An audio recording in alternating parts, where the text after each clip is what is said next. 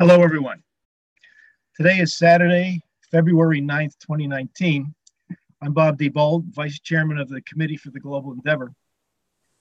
Today continues phase 2 with webinar number 7 in our series of webinars on the topic of comparing and contrasting the true teachings of Jesus with the traditional tenets and practices of organized institutional Christianity. It is topic 8 in the study guide called Revelation Revealed. Its author and chairman of the committee is Neil Waldrop, for whom I am turning the facilitation of this webinar over to right now. Neil, over to you. Thank you, Bob. I am once again delighted to be with all of you today for our continued discussion of topic 8, as Bob has described. Before I go farther, however, I would like to express regret to our viewers that the opening musical piece came out rather muddied and was not crisp as it has been on previous weeks. This musical piece is the first song in Book 1 of Songs Without Words by Felix Mendelssohn. And in previous weeks, it has played very crisply, but it did not do that today. More importantly, let's go to the substance. As Bob announced, we are talking about topic 8 of Revelation Revealed, which in turn causes me to remind viewers that if an individual viewer does not have Revelation Revealed to hand or readily available, then it would be helpful for him or her to download it from the website of the Committee for the Global Endeavor, which is www.globalendeavor.net. I say again, www.globalendeavor.net. In addition, and particularly applicable today, I recommend that anyone who does not have to hand the companion document called Romanita to download that document, because that is the great majority of what we will be talking about today. The link for Romanita is immediately above the link for Revelation Revealed on the homepage of the website for the Committee for the Global Endeavor. In addition, I would state that because the procedures of Zoom and YouTube do not give viewers any chance of asking questions while the program is going on, the solution to that, if you wish, would be to send us a question or maybe 2 questions or whatever in writing by using the email address that is identified at the bottom of our homepage on our website, which is to say info@globalendeavor.net. We reserve the right to edit your questions. We would consider them if they pertain to something discussed or something perhaps in the text that we have been talking about or will talk about. So at this point, I would like to turn the discussion back over to Bob. Bob and I have been talking about the question of Christianity and all its many variations.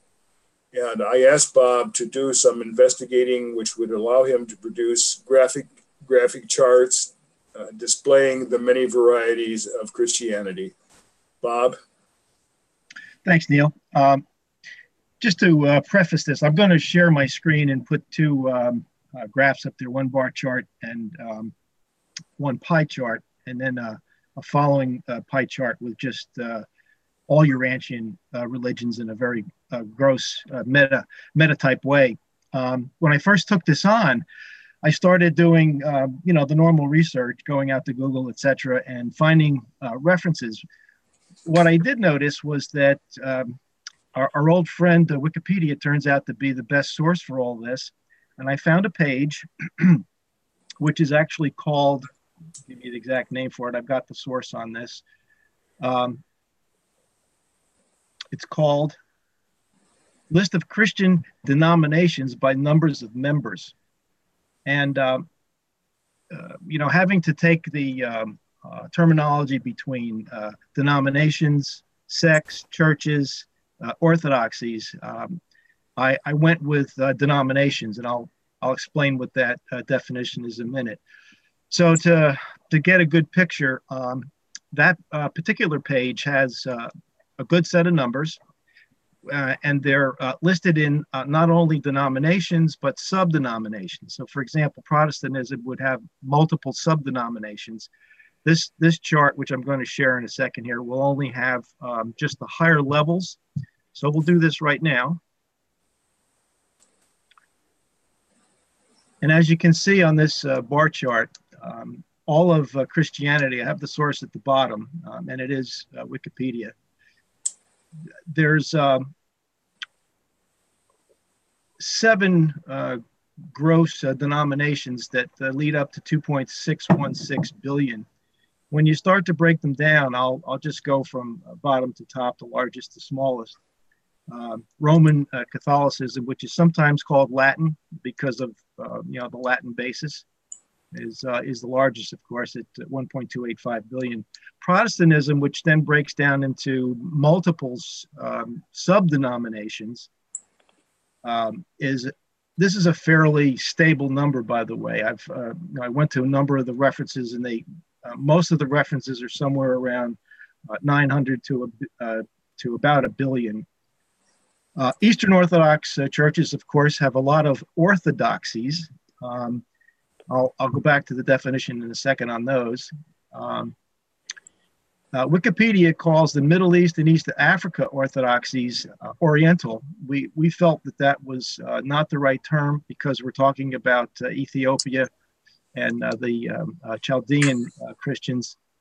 Restoration and non-Trinitarianism, we're starting to get real small numbers now. Independent Catholicism are mostly found in Asian countries and a few in South American.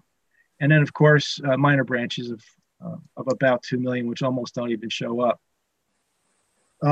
So just to quickly say, denominations are used, at least in this definition, as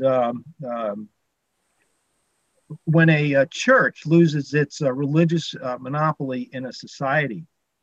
And in Orthodoxy, that is defined as an adherence to correct or accepted creeds, especially in religion. So, there's various definitions, but the strongest part of this all comes from back in the 19th century, toward the end of the 19th century, when Max Weber and Emil Durkheim settled that they were looking for what was the equilibrium, and they felt that cults and the new religious movements were the dynamics that moved into churches, but the churches were the stasis, and they called the equilibrium, which is where a denomination comes from, settles on particular creeds and orthodoxies at the time. So that's where these came from. I think that these numbers are soft. And there's a pie chart just to get a different perspective. So you can see these are in percentages. Roman Catholicism, of course, is the largest of all of them here. Just speaking on the Roman, why I felt that the numbers were soft, on the Roman Catholic side, those numbers come from baptisms. And frankly, I'm just surprised that the Catholic Church has been able to, at least the Roman Catholic Church has been able to validate that there's 1.285 billion current records, when this was taken in 2014, I believe, is when that number was validated. Fairly interesting that they actually have the records. Now, that may be soft because there may be a 5, 10, 15% that have that are sort of not really affiliated, even though that they have a baptismal record. So just to give a major perspective there. Neil, you wanted to add a thought here. I do. Thank you, Bob. First, I appreciate very much your efforts to put this information in front of us. It serves the purpose of establishing that there is a wide variety of Christian viewpoints. Indeed, you've used the word denomination. That is important. my concern is that we keep the wide variety in mind when we talk about Christianity and avoid simply making a statement that may correlate with a particular point of view or a particular denomination that the person speaking happens to like or happens to be affiliated with. In effect, what I'm saying is that when we are looking at Christianity as this entire pie of numbers, we have to eat the whole pie. We cannot simply have a small slice. And if I were to say that to one of you, perhaps you might reply, well, if I eat the whole pie, I will get indigestion. And if you were to say that, I would reply that don't you think that indigestion is part of the point here? The many varieties and the relative jealousies and efforts to contest with each other could indeed induce indigestion.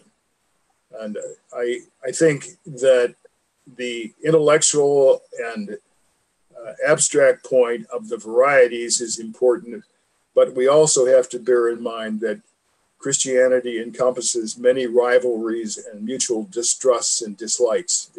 This trait was exacerbated at the time of the Protestant Reformation, and I am not going to try to capsulize why that happened or what the net results are. There has been a so-called ecumenical movement within the last couple generations that seems to be accompanied by a spirit of good fellowship, of relative respect, but that doesn't deter the various denominations internally from claiming authority over their followers. This principle of group authority, whereby the group, the leaders of a particular denomination, claim the authority to tell believers what to believe and indeed what to do, is a constant factor that occurs in every branch of Christianity, in some cases more affirmatively and more urgently than others, but it is still there. Bob, if you would now like to, I'm sorry, I think it's fair, since I have elaborated on what Bob said, to allow an opportunity for any of the others of you to comment on these matters as you may wish. So does anyone wish to speak on these points of the different varieties of Christianity? Well, I just offer the notion you have similar fractures in other religions. And I believe this is due to elements of human nature. Well, for comparison, Charles, the example that I have studied fairly recently within the past 15 or 20 years is Islam, and indeed Islam is very fractured. Well, a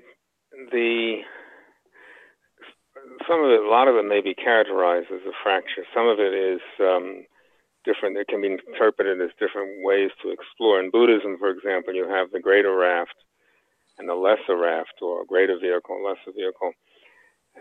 Hinduism is extraordinarily diverse, and so forth and so on. In Judaism, there are at least three different schools, three different ways of approaching God, from Reform to very, very Orthodox.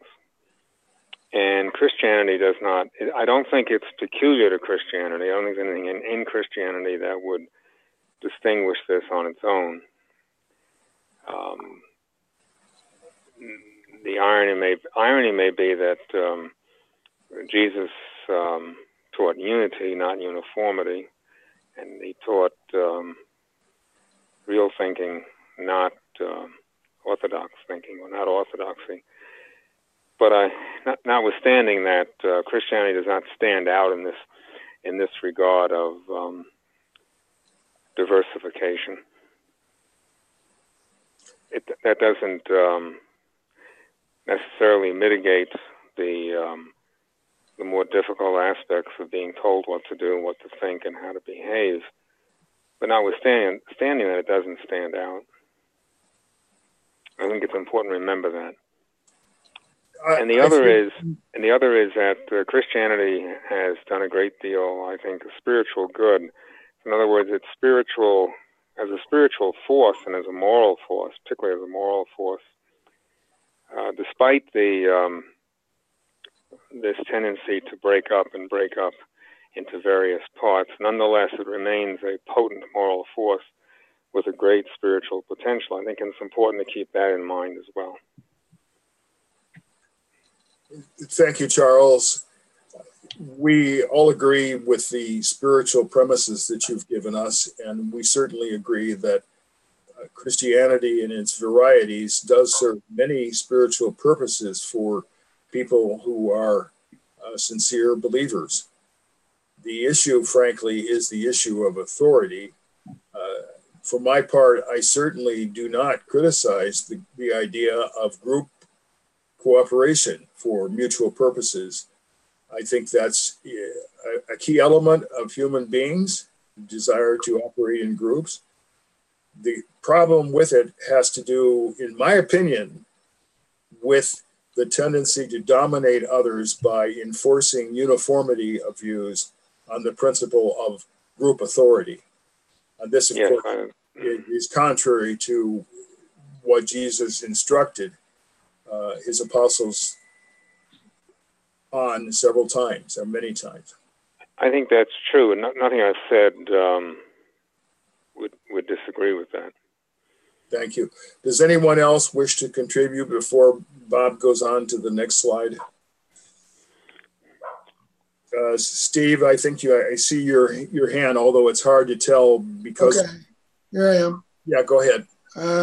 Yeah, I would echo what Charles just said. Even in the realm of ecclesiastical authority is not unique to Christianity. We're most familiar with it because we live in a Christian culture. But human beings in general tend to crave authority. And that goes in religious realms, it goes in political realms. So there's nothing unique to Christianity that makes ecclesiastical authority unique. Same goes in Hinduism, same goes in Buddhism, same goes in Judaism. People always look for leaders, especially in realms where there's a lot of insecurity or lack of direct access to knowledge. People depend on professionals, just like in medicine or any other profession. So again, this ecclesiastical problem, ecclesiasticism, is common to every religion and every political entity. It's just human nature.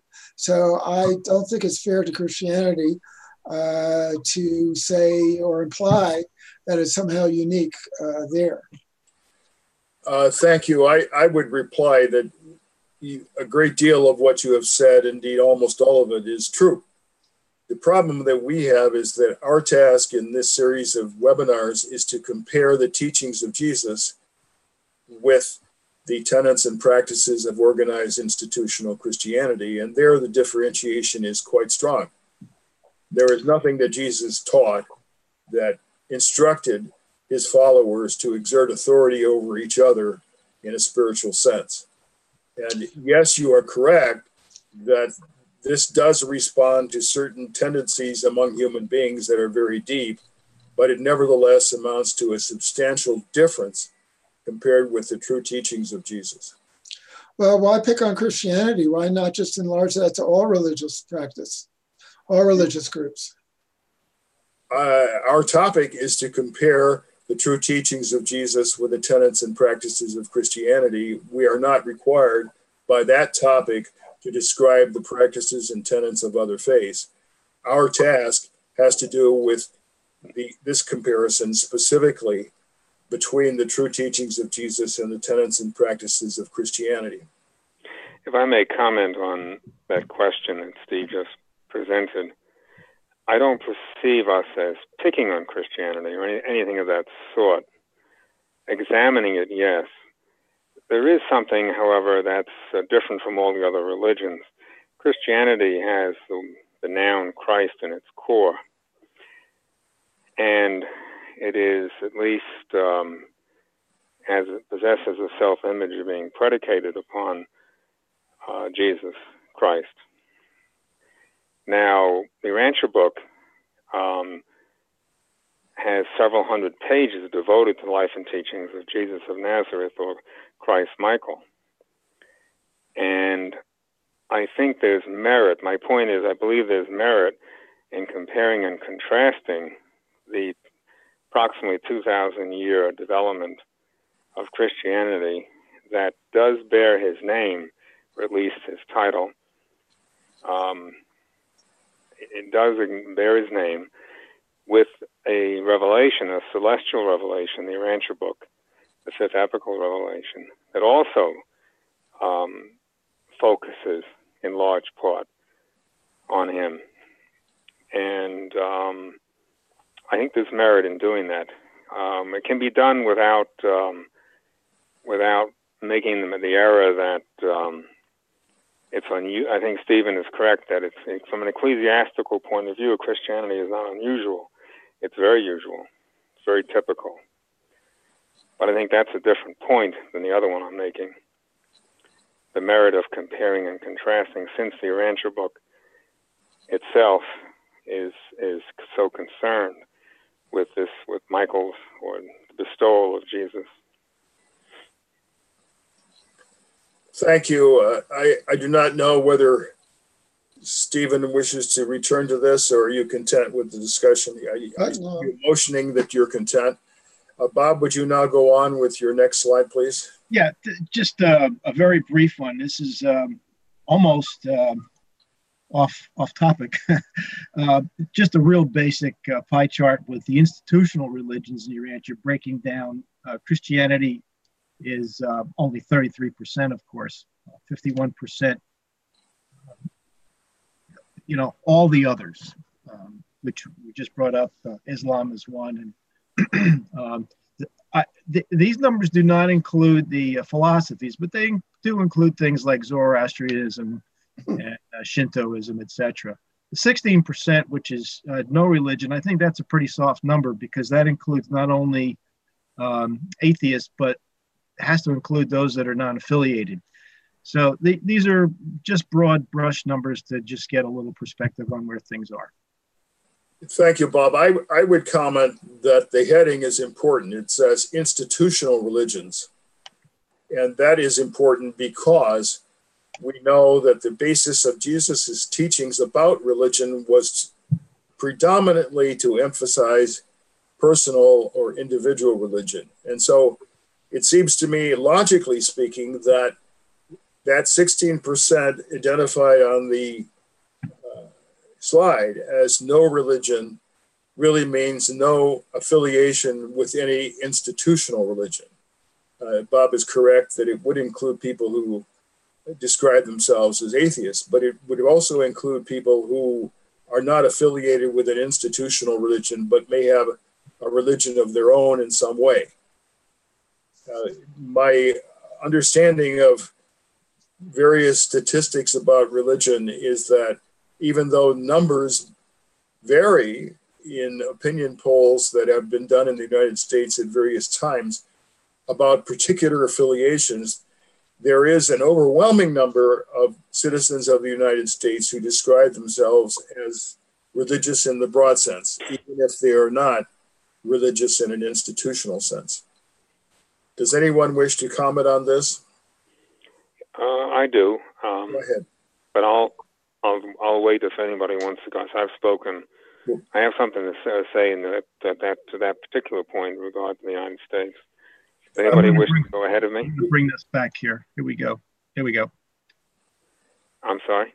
Go ahead. You brought back the view that shows us speaking rather than the view that showed the diagram.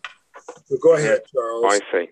I understand. The first book published in the English colonies was the Book of Psalms.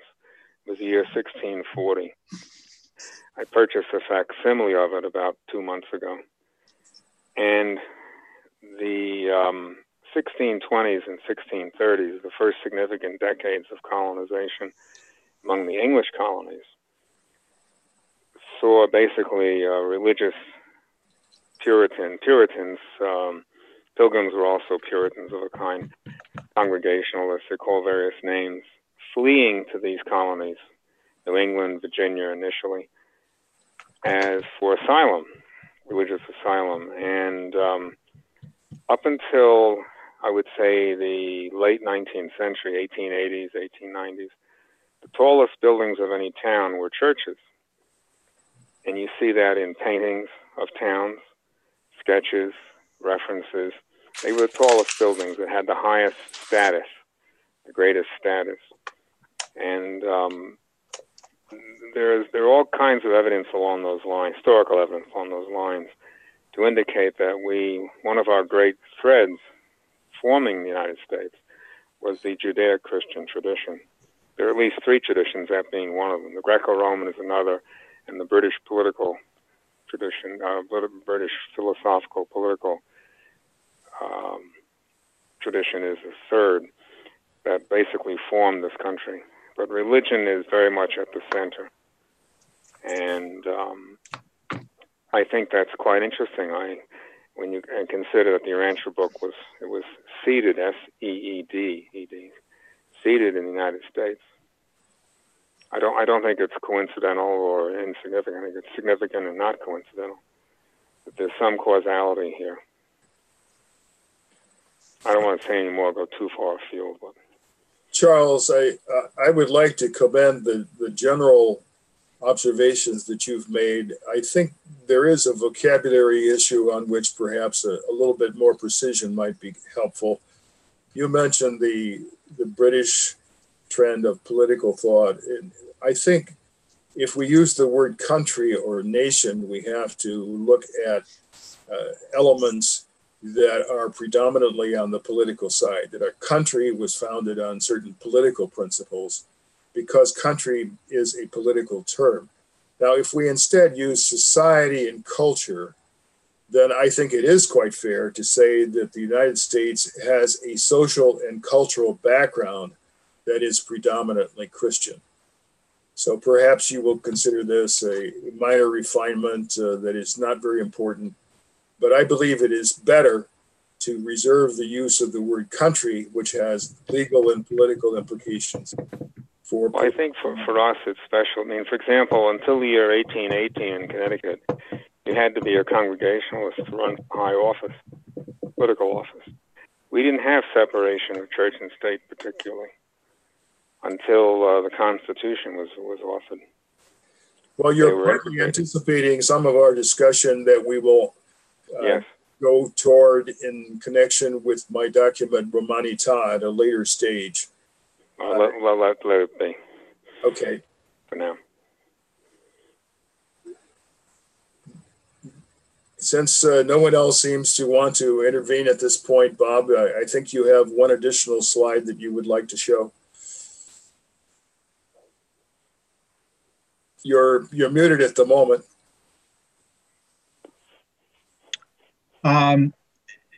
Yes, I do have a slide, which is the Melchizedek statement. That's, let me bring that one up.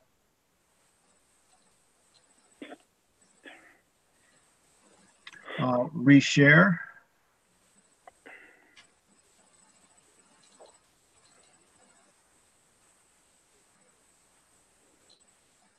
Would you like me to read it now?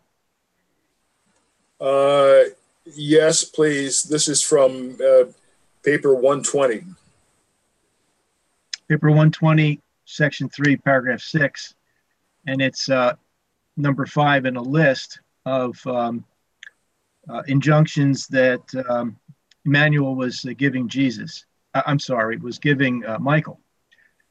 As you may see fit, you are to identify yourself with existing religious and spiritual movements as they may be found on Urantia, but in every possible manner, seek to avoid the formal establishment of any organized cult, a crystallized religion, or a segregated ethical grouping of mortal beings. Your life and teachings are to become the common heritage of all religions and all peoples. And I'll come back to I'll take that off the screen, Neil, and bring us back. I'd like you to hold it on the screen just briefly, if you don't mind. I want to make some preliminary comments.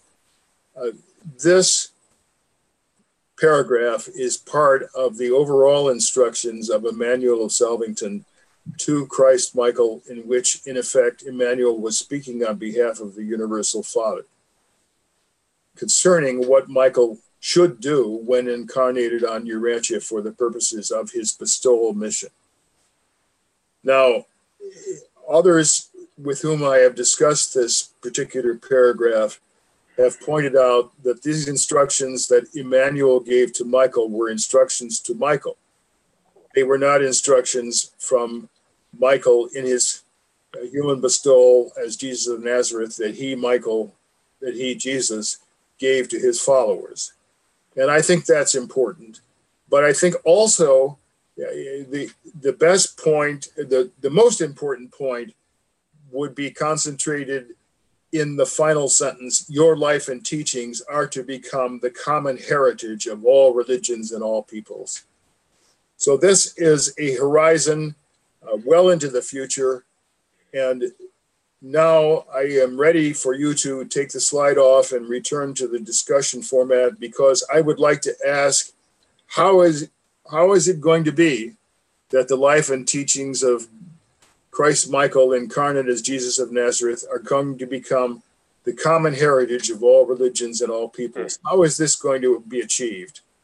Steve, I see you motioning, and I also got an indication from Charles that he would like to speak, but I think I would like to turn to Steve first.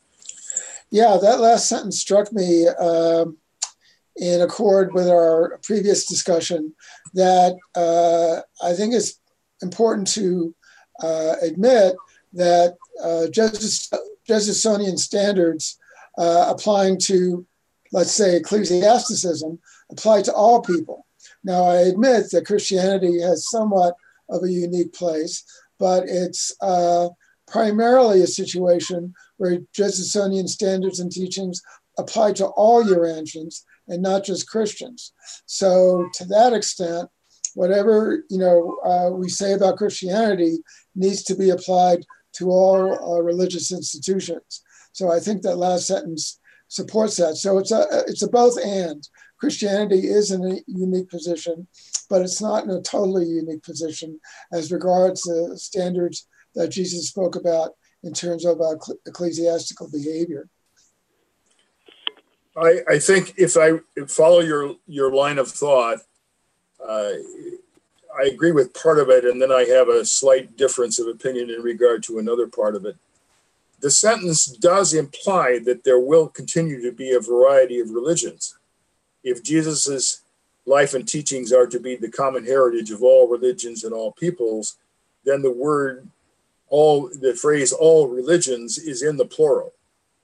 And so the question becomes how his life and teachings can be added to other religions that exist or that will exist. And then the question of evaluating other religions in themselves seems to me beyond our mandate. Our mandate has to do with evaluating to what degree the true teachings of Jesus compare or contrast with the tenets and practices of Christianity. Charles? Well, it's a type of question that's extraordinary. It's hard for me to be concise or brief on it. Nonetheless, I think we will have continued planetary crises of one kind or another.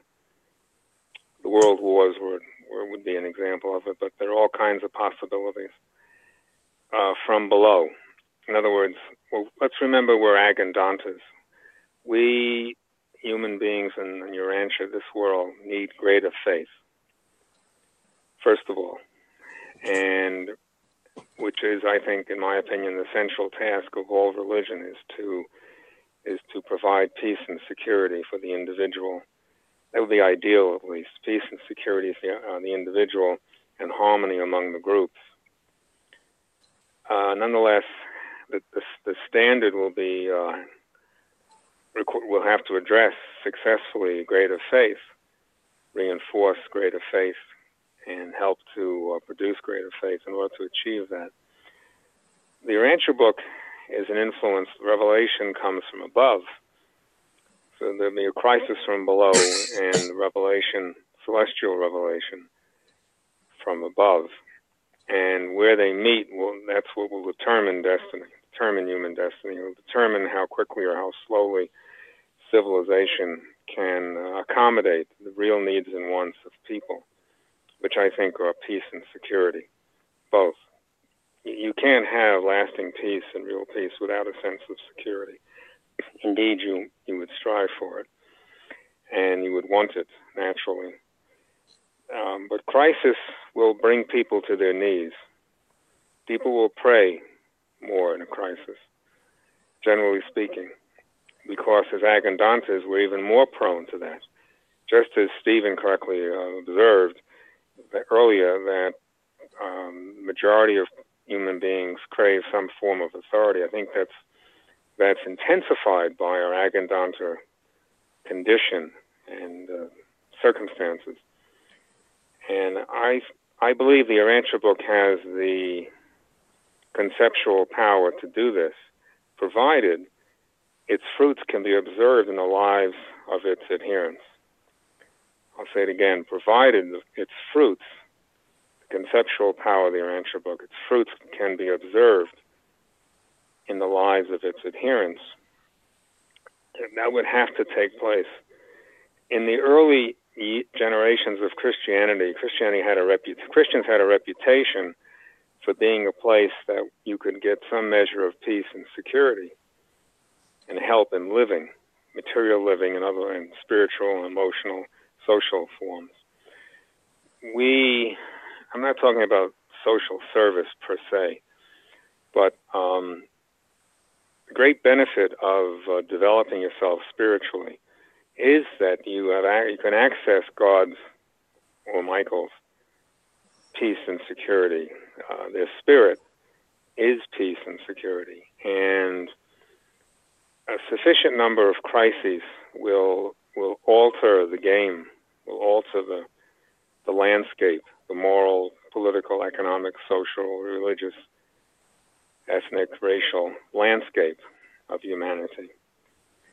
And if there are enough of us, and at the same time, this book, the Urantia book, I think has the power to answer the big questions, to address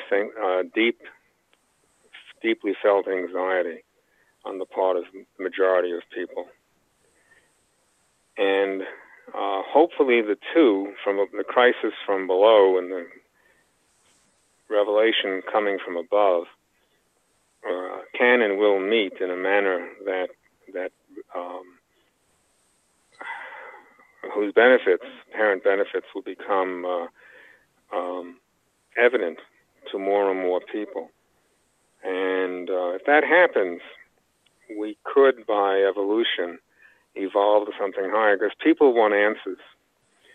And my studies of comparative religion, all the world's major religions, including Christianity, I don't think they have, and together they don't have the conceptual power to match what the Urantia book can offer. I say that at the risk of sounding a partisan of the book, of the Revelation. I don't mean to be or intend to be, but that's my conclusion. And strategically, I think that's the direction the human race may go in and find salvation, which is peace and security through faith in God. Thank you, Charles. I would explicitly, I was going to offer George a chance to speak since he hasn't, but Bob has signified he wishes to speak as a volunteer. And so, George, just be aware that your turn is coming and that I will call on you after Bob has spoken. Bob? Thanks, Neil. I'll be brief, very, very brief. What really struck me this time, it's funny how sometimes when you look at something more than once and read it and hear someone else talk, because we're parsing these paragraphs fairly well, was the two terms, common heritage. And in relation to your question, I think your question was how? How is this going to become a common heritage? So A heritage is something transmitted or acquired by a predecessor. It's a legacy. So at some point, Emmanuel's telling Michael that his life and teachings are supposed to be a common heritage of all religions and all peoples. I don't have an answer for the how. We've had some discussions in the last couple of weeks with some of those hows, you know, what's going to happen in the future. George brought up last week the paragraph about the larva and pupa, that Christianity will be like the cocoon in the larval stage. You know, the cocoon is going to get thrown off. And we discussed that for quite some length last week. You know, a heritage is also a tradition. So we're talking maybe, and you know, this particular sentence to me points that there's going to be maybe what Charles is even Charles, which you brought up, was crises. You know, how would this actually happen to all of those other subdivision denominations and all the other philosophies and religions on the planet? I said I'd be brief. So George, over to you, or Neil, back to you to get George up. George, please. Okay. If I understand the question right, you're asking in the context of Christianity specifically, how the religion of Jesus is supposed to become a common heritage? Was that your question? Well, my question was patterned after the wording of the sentence in the paragraph that Bob put on the screen. I believe it's the common heritage of all religions and all peoples. Am I correct, Bob? You're muted, Bob. Bob, you're muted. I can't hear you. Yes, sir. Yeah, let me just read the last sentence one more quick time. Your life and teachings are to become the common heritage of all religions and all peoples. Okay. So I can't quite agree with the way that you parsed it, George. It is not that Christianity is to become the common heritage. It is that the life and teachings of Jesus are to become the common heritage. Okay, so on that basis, I guess I would,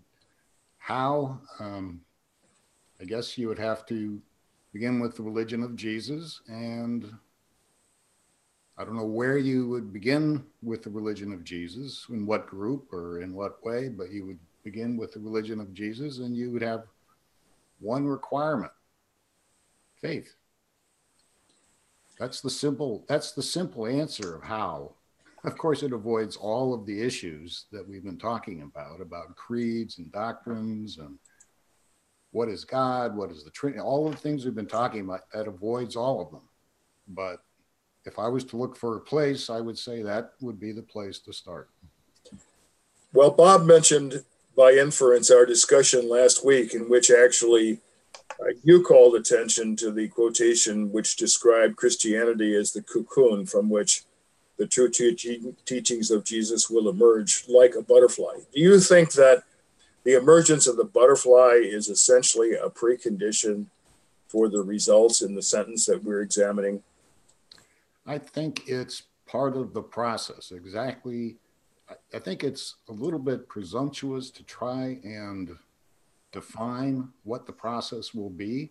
I think we can say it somehow starts with the teachings of Jesus as they're contained in Christianity, perhaps as supplemented by the teachings of the Urantia book.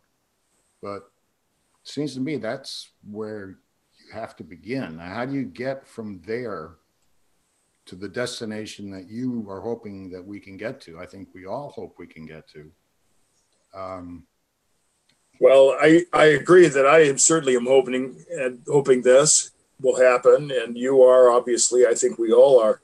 But the immediate reason to discuss this is because this is a statement by Emmanuel that it will happen. That yes, I agree. This is supposed to happen. And yeah, so it's not merely that I desire it and you desire it, but that this is part of his forecast for the future of humanity and the future of our planet in a more general sense. Right. But you didn't want me to speak in the context of Christianity, so I'm trying to avoid it. But personally, I don't see how you can avoid talking about Christianity as the cocoon from which this outcome will emerge. So you don't want me to talk about that, so I'll leave it alone. No, I perhaps miscommunicated what my concern was. Yeah, I believe previously you were saying that Christianity was going to become the common heritage of all religions and peoples, and that is not what the sentence says. It says that his life and teachings are. And if you think about it, I believe you will agree that to say that Jesus's life and teachings are exactly what Christianity is, and that Christianity does not include anything else, we would have a difference of opinion on that point. Well, I certainly never meant to suggest any such thing. Okay, that's fine. Thank you. I'm sorry to put you on the spot, but I thought it was important to clarify this. Stephen? Yeah, I'd like to follow up on something that Bob said, where he related the term heritage to tradition. Your answer book has a lot to say about tradition, both positive and negative. And I think we have to keep the positive in mind as well as the negative. However, let me read an extract, selection from paper 87 as regards your question of how this common heritage can be transmitted. Quote, regardless of the drawbacks and handicaps, every new revelation of truth has given rise to a new cult.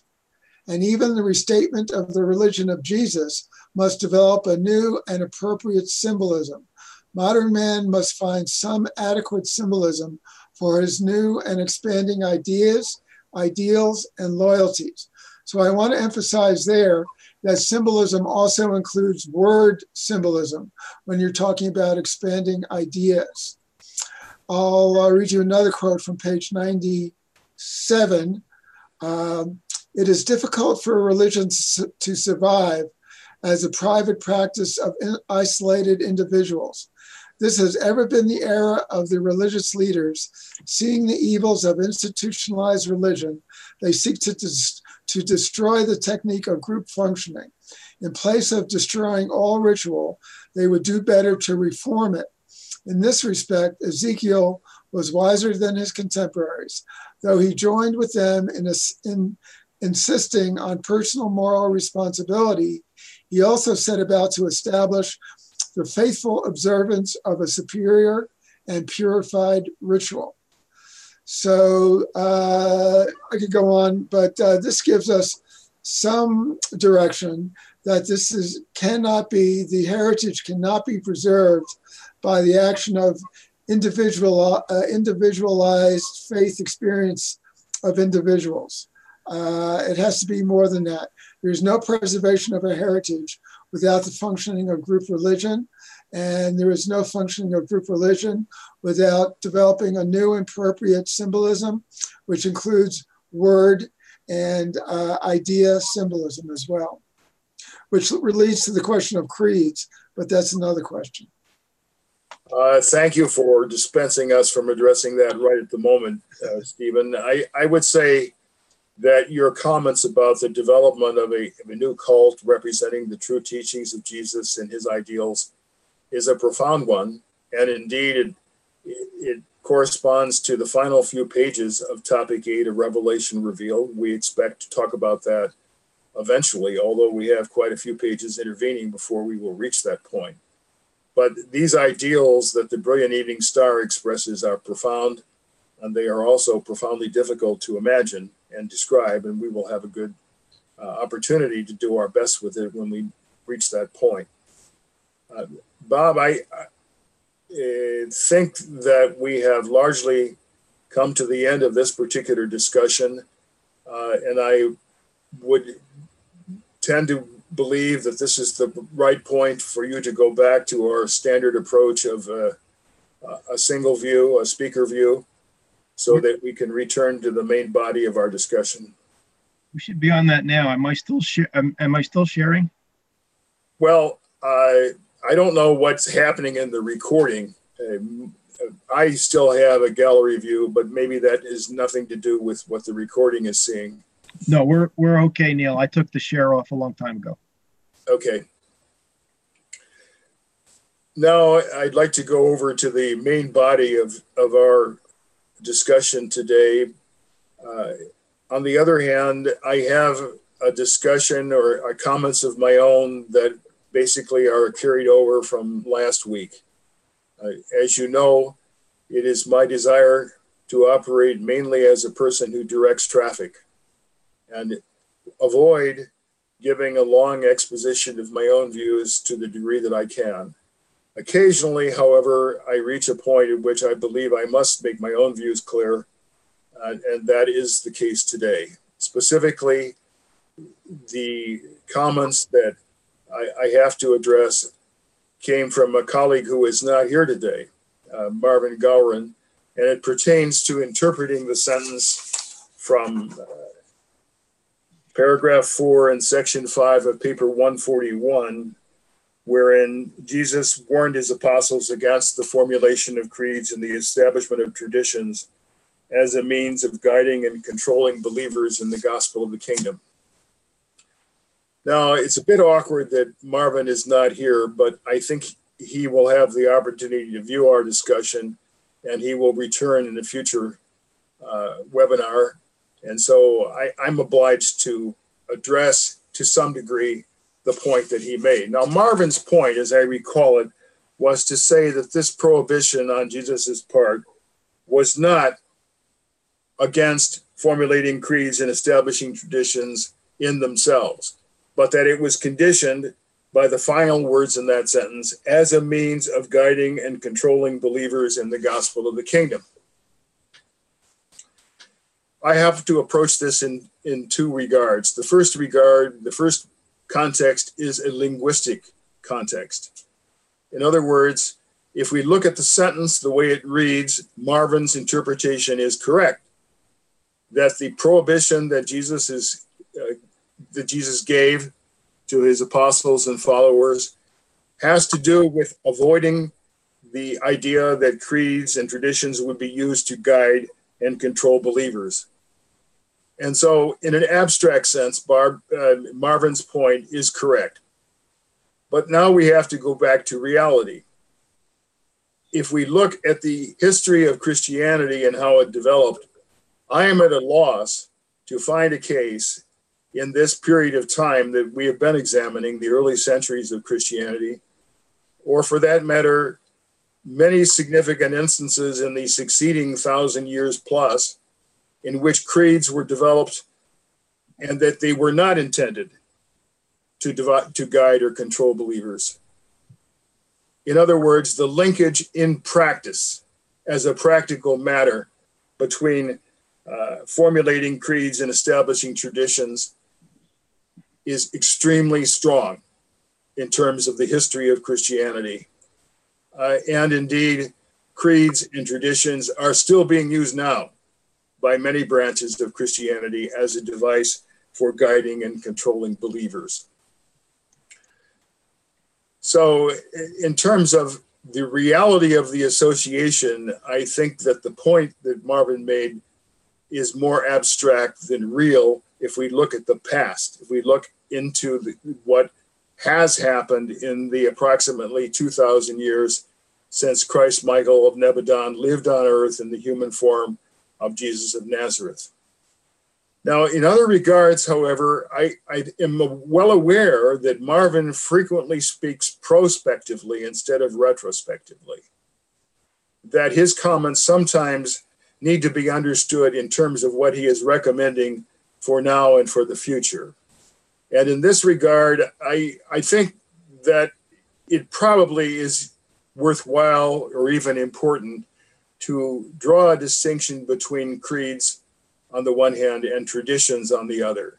I believe myself that even if we look prospectively into the future, the concept of a creed pretty much establishes a desire to impose it as a standard. It's very hard to disentangle the idea of a creed from the idea of guiding and controlling believers. Traditions, though, are more flexible, and I sympathize with a good deal of what Stephen said earlier about group processes and customs and so on. Customs and traditions are very close to meaning the same thing. When Bob and I were talking yesterday evening, we started discussing the concept of a Christmas tree. One can talk about a Christmas tree as a custom, one can talk about it as a tradition. Bob and I at least agreed that it's essentially harmless, that if a Christmas tree is a custom or a tradition, it's not an imposition. No one is issuing the command, thou shalt put up a Christmas tree. By the same token, there is no command that says, thou shalt not put up a Christmas tree. It's a voluntary effort, and it's the kind of tradition, of course, that is purely natural to human beings. I would say, however, if we really want to pursue that particular example, that in my opinion, the only thing Christian about a Christmas tree is the word Christmas, because it has nothing to do with the spiritual content of the teachings of Jesus or the general body of the religious nature of Christianity. But it is a tradition. It is relatively harmless in the sense that people are not compelled to undertake it. And therefore, I think that the word tradition has a greater possibility for being appropriate in terms of the future than the word creed. And obviously, people will continue to develop creeds, but in my opinion, they are almost inevitably aimed at guiding and controlling believers. Now, I suspect that others will want to follow this, and they have every right to do so. I have to stress, as I conclude my own personal remarks, that these are personal remarks. They are not meant as an imposition on anyone else, but that just as each of you has the right to express your own opinion, from time to time, I find it necessary to express mine. Charles, I saw a little flicker there. Do you want to talk about this? I don't think it's necessary. The difference between tradition and custom and creed is very clear, I think. Thank you. Clear to me. Thank you. If you, in effect, are giving a bit of pass, I will turn to Stephen, who does seem to want to speak. Yeah, I'll speak from a personal vantage point and more theoretical one. I just read a quote from the Urantia book talking about the practice of group religion and shared symbolism. Now, anytime you have a shared symbolism, whether of word or image, you can talk about it as being some sort of guidance. Okay, so there's a big difference between guidance and compulsion. All right, now just because you share a symbolism doesn't necessarily mean you're being compelled or will be punished if you don't fully believe in what everybody else believes about that particular wordage or symbology of an image. So talking about my personal experience at my church, I may have told the story before, but I was baptized in 2010. And the first thing I did was walk in and speak to the associate rector and tell him, I do not believe in the doctrine of the virgin birth. And that is a doctrine of the Episcopal Church. And he said, okay, fine, let's talk about it. You're it's perfectly okay for me if you don't believe in it, but let's have a discussion about it, which we did. And it was mutually beneficial. And he accepted my point of view, which actually comes from the Urantia book. And I didn't tell him that. And it was fine. So you cannot have a shared symbolism without having some form of, if you want to call it compulsion. I participate in Christian service every Sunday. I do not feel compelled to believe in anything that I don't believe in, which mostly comes from the Urantia book. I say what I say and I do what I do as part of the Christian ritual to be in shared symbolism and be in fellowship with other believers.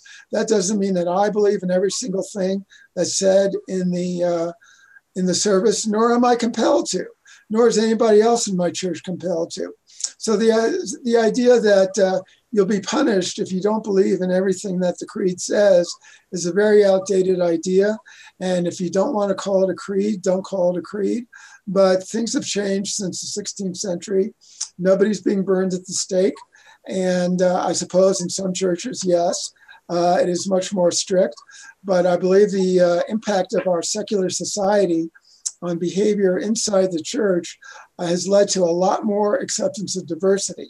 Now, some people are unhappy with that diversity and would like more compulsion in the church, but it's inevitable that as secularism kind of pervades Christianity, it leads to more tolerance in terms of creedal belief and lack of creedal belief.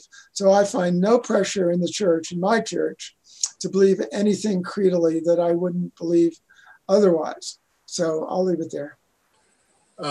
First, I would like to thank you for your description of these circumstances. It was a very interesting story and, in my opinion, very meaningful. I appreciate the fact that you have shared it.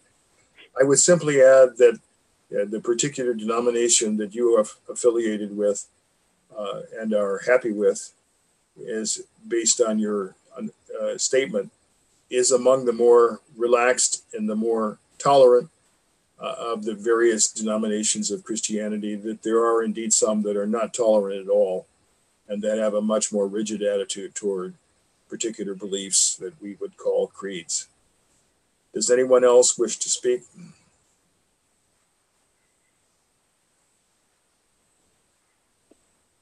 Okay. Well, thank you. Thank you for listening to what I had to say. I'm sorry, Steve, you have one more.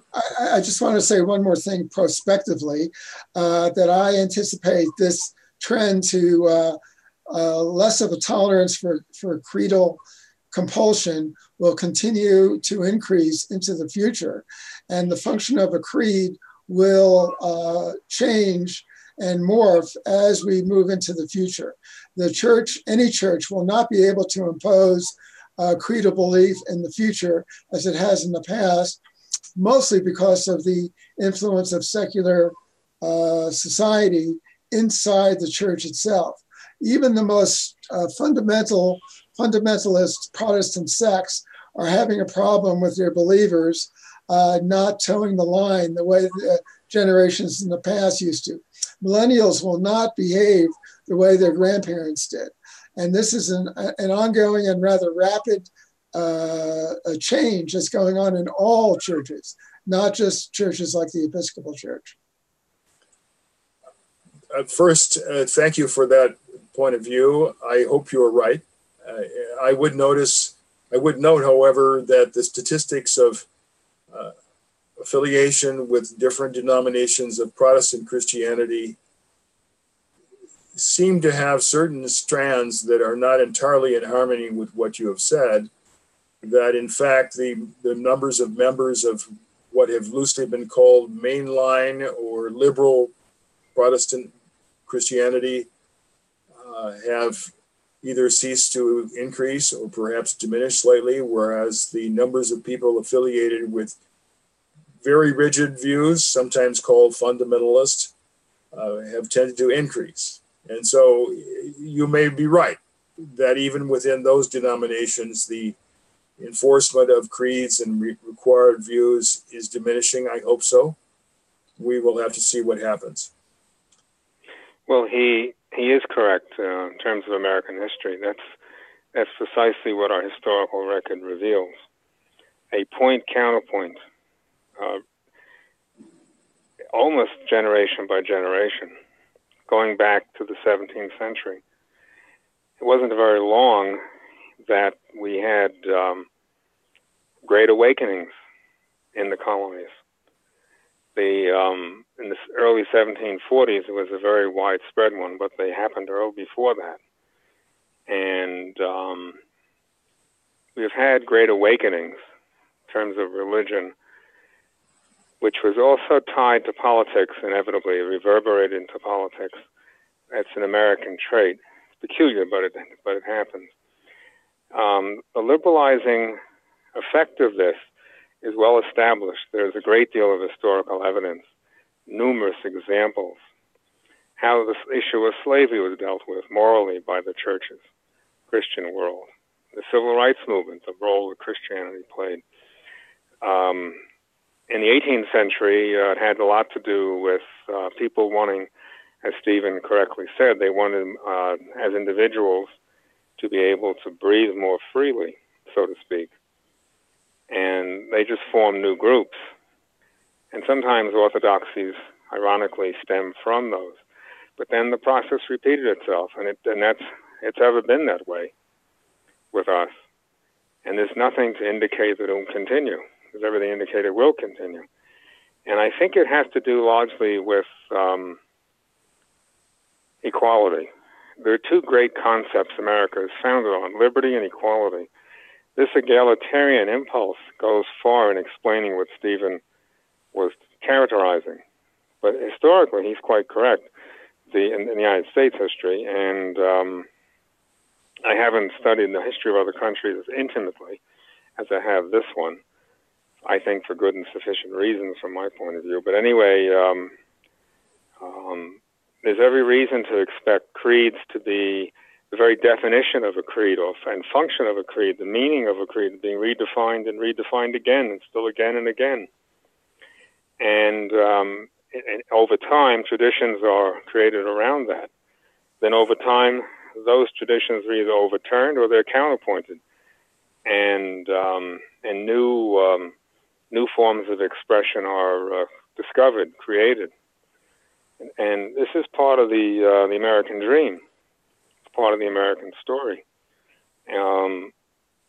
Again, it may be very more significant than I realized, because in 1955 this book was published in the United States. I mean, if people are why here? I think that's part of the reason, this egalitarian impulse. And it takes many other forms.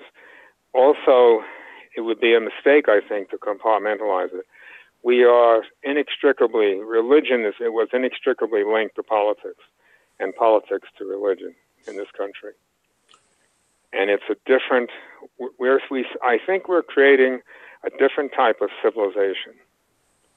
What it will mean, and it will speak to your question that I responded to, how will the religion of Jesus become so well established that it becomes a heritage of all humanity? The United States, as I see it, is a kind of, I would suggest, is a kind of incubator, a political, moral, spiritual, intellectual incubator for new possibilities. We're always expanding the horizon. It can take very jaded forms. We tend to get rid of the old and replace it with new. We tend to value novelty a great deal. In New York City, there are very few buildings that exist in the 18th century still there. There aren't too many from the first half of the 19th century. I mean, we tend to get rid of things quickly. It takes all types of forms, and notwithstanding those I would regard sometimes as a jaded tendency, it nonetheless achieves what Stephen is describing. This generational persistence at shake-ups and redefinitions of the tension, the meaning and the tensions of creeds and traditions and customs. I think on balance, it's a healthy thing.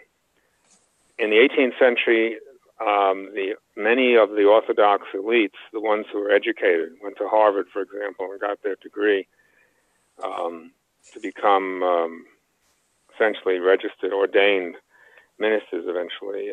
They thought that religion was declining because people were liberalizing the creedal structure. But nothing of the sort happened. Religion didn't decline. It continued to spread and diversify and so forth and so on. What will happen to it, of course, remains to be seen, but it has, I think it has a wonderful potential on balance.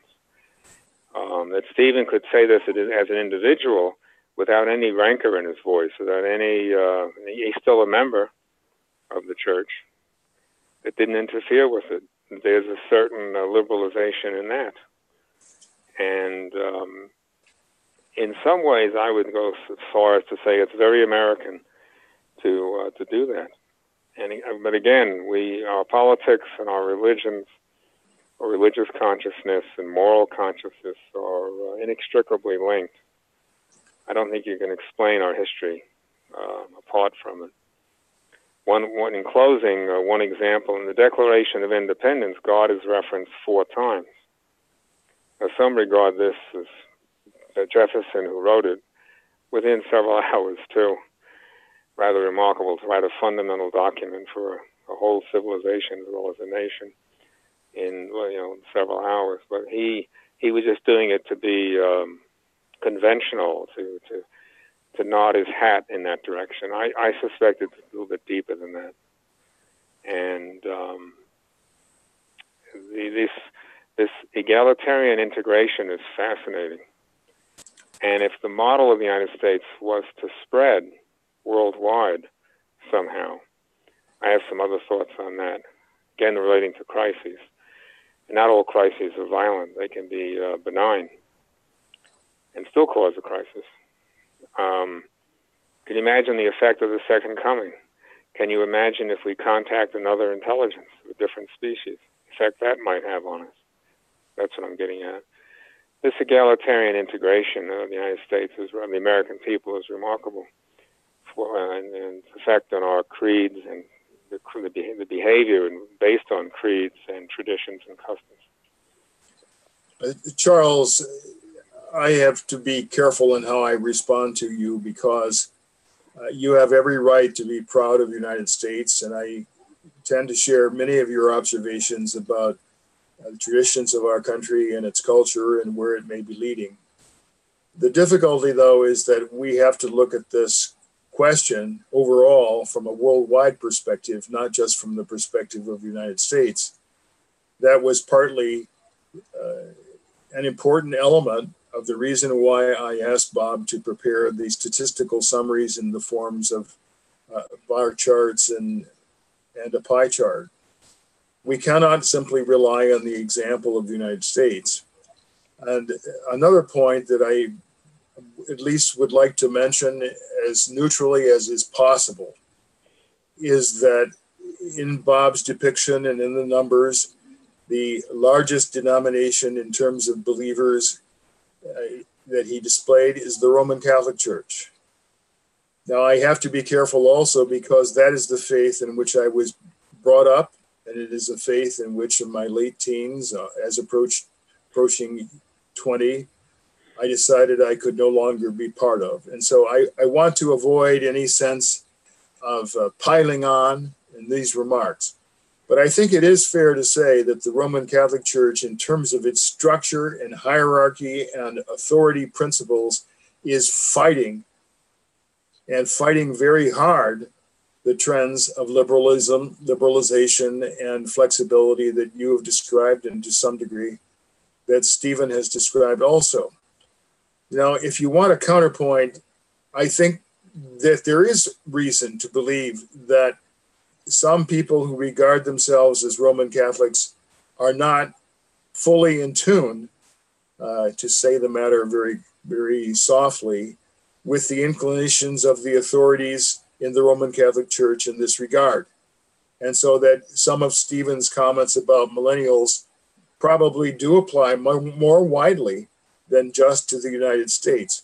But from the institutional perspective, from the point of view of structure and organization, the authority principle is very strongly alive and very strongly influenced from the top of the Roman Catholic Church. And the Roman Catholic Church is the most numerous denomination within Christianity. What I'm just suggesting is that it may well be the United States has something's being worked out here that will influence humanity. I don't say that as an American. It's odd as that sounds, I guess, implausible. Most people seem to form opinions based on their partisan positions. That's not what I intend to do, or my thinking isn't based on that. It's it stemmed originally a long time ago when I asked the question, why here? Why did it start here? The fifth ethical revelation, I mean. And my perspective is planetary, not really American. It's the other way around. I think we have an opportunity through liberty and equality on a variety of levels, somewhat integrated, typically integrated, to influence humanity, influence the human race for the better, the civilization for the better. That's my perspective anyway. It's Charles, not that thank I'm. you for your perspective. I hope that you turn out to be right. I think now George would like to contribute his perspective. Sure. Yeah. Thanks, Neil. I think in all of this discussion about authority, I think we need to make a distinction between social, moral, and spiritual authority. They're different. I mean, as a religious organization, Christianity has a right to set theological and creedal requirements for membership. But what it has no right to do is to assert that membership in its church is a requirement for admission into the kingdom of heaven. And that's the cause of its enduring grief. Christianity has dared to claim spiritual authority. So its preaching of spiritual brotherhood is mocked by its sectarian churches. So the issue seems to be that sectarianism arises from a conflation of spiritual and moral realities. This confusion is apparent in the religious concept of conscience. Evolutionary religions teach that the conscience has spiritual authority, that it is a manifestation of God. For example, the Catholic Catechism asserts, quote, "When he listens to his conscience, the prudent man can hear God speaking," end quote. Well, the presence of conscience in human experience is an undeniable fact, and religion interprets this as evidence of its common spiritual origin. And statements in the book do suggest the phenomenon of conscience is related to the ministry of the Holy Spirit, whose influence is, quote, "partly independent of human attitude," end quote.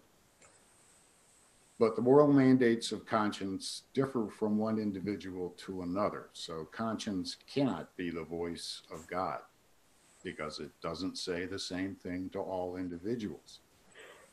So a solitary messenger clears up the confusion over the voice of God. In paper 110, section 5, he says, "Do not confuse and confound the mission and influence of the adjuster with what is commonly called conscience. They are not directly related. Conscience is a human and purely psychic reaction. It is not to be despised, but it is hardly the voice of God to the soul, which indeed the adjusters would be if such a voice could be heard." So the roots of sectarianism can be traced back to this conflation of moral authority with spiritual authority. When conscience dares to claim spiritual authority over others, this always leads to the grief of social conflict and division. So in this, when we're talking about creedal pressure and creedal authority, I think it's worthwhile to realize that creedal authority is nothing more than moral authority. It's just that Christianity, amongst other religions, has confused the moral authority of conscience with the spiritual authority of God. George, your comments are extremely intriguing, and I think if we were to pursue them, we could probably spend the rest of the program doing that. As you might understand, or might have inferred even before I make the next statement, we cannot do it we have to go on, but I appreciate your contributions. I would add simply one sentence to your depiction of the perils that sometimes creedal authority and spiritual authority has been enforced by those who claimed spiritual punishment for not following instructions, that people who refused to do as the leaders specified were going to be condemned to hell. And yes, this was a great abuse. Unfortunately, it isn't over. There are still some religious leaders who indeed claim that. Now, whether or not their followers are accepting this view is a question. And in that regard, I tend to think that fewer of the followers are accepting that at this point, and I hope that that diminution of acceptance in this regard will continue. Gentlemen, I'm sorry, Steve, for your final comments, please be brief, because I would like to turn to Romani Ta as soon as we can. Yeah, very briefly. The last 50 years has shown a remarkable shift in the magisterium of the Roman Catholic Church, starting with Vatican II. I mean, there's actually been encyclicals from the Pope, I forget which one, that admits that membership in the Roman Catholic Church is not necessary for salvation, nor is belief in the creeds of the Roman Catholic Church. They're kind of in a limbo about this, but they backed off from saying that anybody who does not belong to the church or believe in the creeds will automatically go to hell. That is a thing of the past. Where they'll move into the future, I don't know, but it's just an indication that things change even in the magisterium of the Roman Catholic Church. So there is hope for the future. Thank you, Stephen. I think indeed that will be the last word on this discussion, which has been extremely interesting. And I would say that it does epitomize our role and our intention of showing pluralism and diversity, because there are many ways of looking at these questions, and there is no single opinion that is infallible or that must be right. We all have individual views. We all have the right to state them, and the acceptance of the right to state views and maintain a high level of mutual respect is a hallmark of our effort, which in turn corresponds to the idea of pluralism and diversity. So as I indicated briefly just a moment ago, I would like to go back to our document Romani Ta, just for those who might be watching today and who did not see the original discussion. The Romani Ta, in effect, is a way of saying Romanness, the characteristics of Roman society and civilization that were part of the institution of the Roman Empire and that were attached to Christianity in the social, organizational, and structural context. On the bottom of page 1 of that document, Romani Ta, I offered 4 principles that, from my personal opinion, I believe can be deduced from this association of Christianity in a structural and organizational sense with the Roman Empire, especially when it became the state religion of the Roman Empire. 1, authority; 2, hierarchy; 3, uniformity; and 4, explicitly defined responsibilities and roles. That, by way of introduction to our discussion today, is an effort on my part to summarize the previous discussion we had this week in relation to the first page of Romani Ta. I would like now to turn to page 2 and invite a volunteer. I hope I can stimulate a volunteer to read the first 2 paragraphs at the top of page 2. Steve, are you available to do that? You'll have to. Okay, thank you. Please do if you would just read the first 2 paragraphs of text. To say this in a somewhat different way, the social, cultural, and political systems of the Roman Empire inflicted these birthmarks on the organized institutional church, and the consequences were evident and obvious within just a few generations. Even though these premises and methods have evolved and mutated during the subsequent centuries, they still exert substantial influence on Christianity as it is practiced in the Western world. Although its opinions may differ in degree, it would be difficult to deny that these birthmarks undermine many aspects of the true teachings of Jesus, while also immersing believers in profound paradoxes, whereby sociology and group dynamics triumph over spirituality. Jesus enshrined a fundamentally different perspective during the crisis at Capernaum.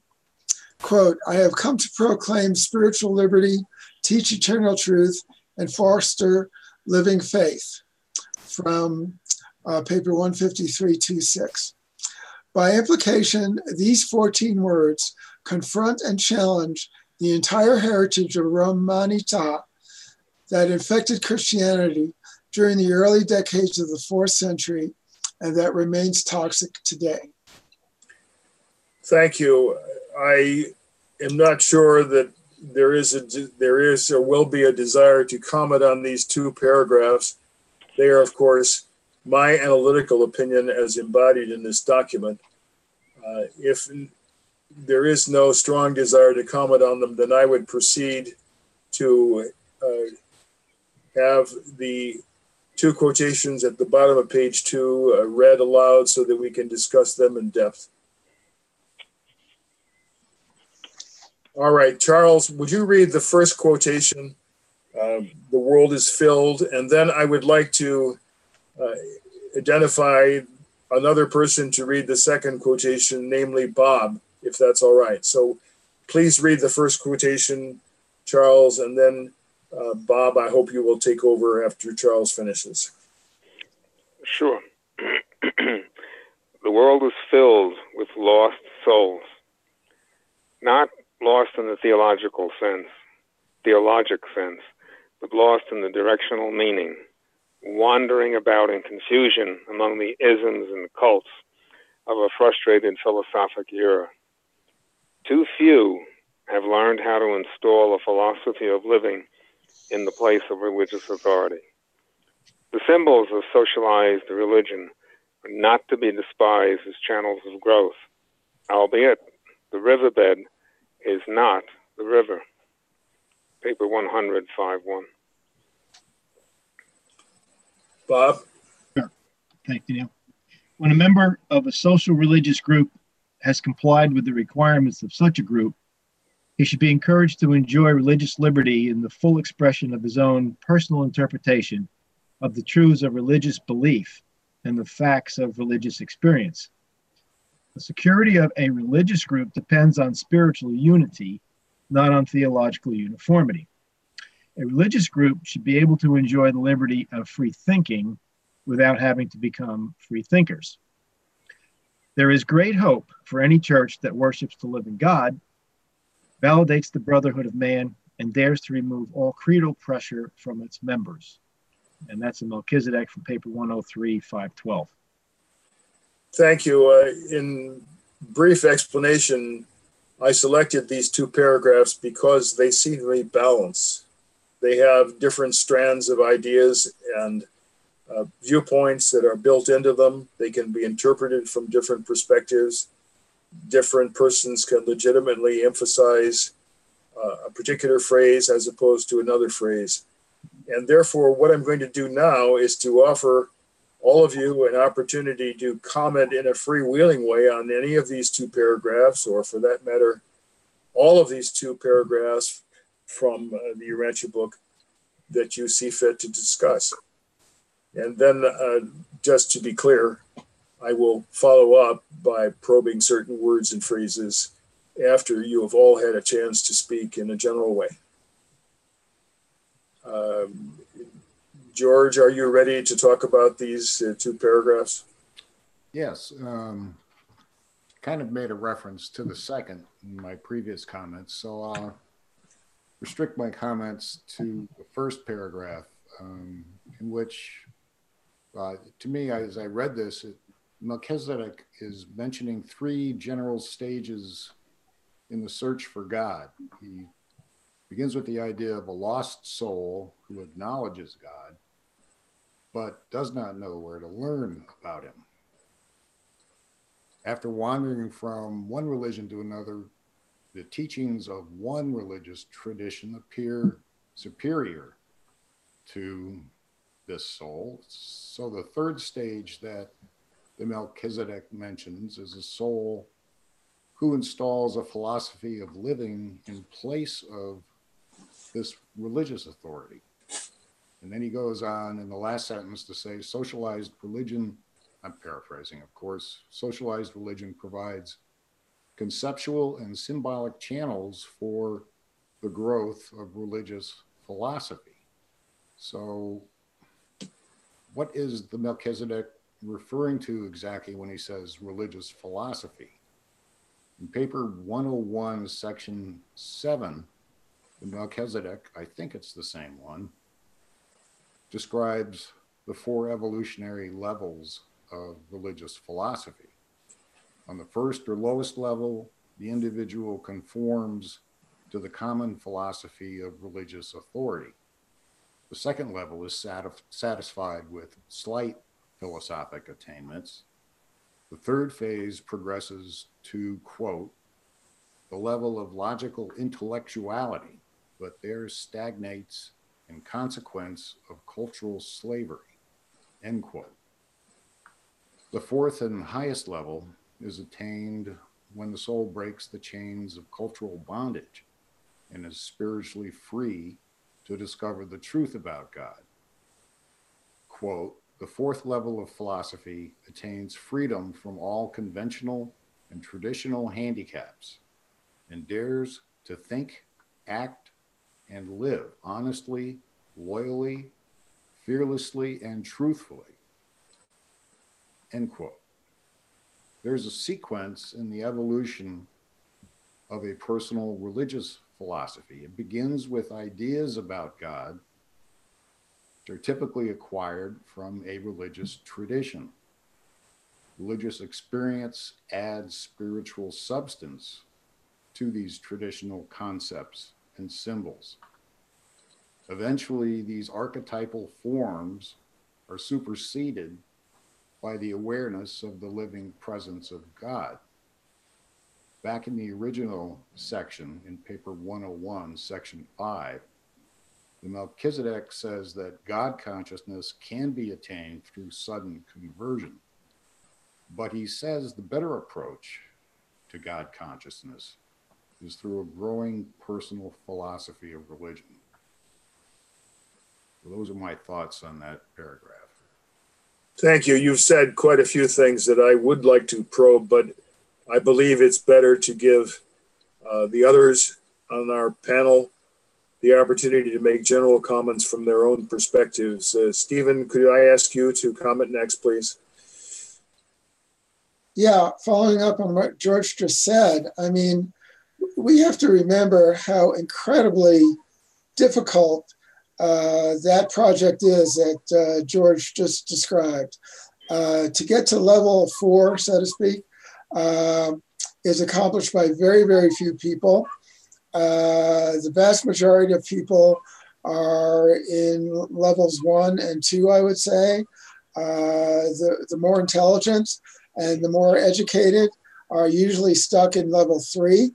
And it's the rare exception that is able to obtain the kind of religious life that's specified in level 4. So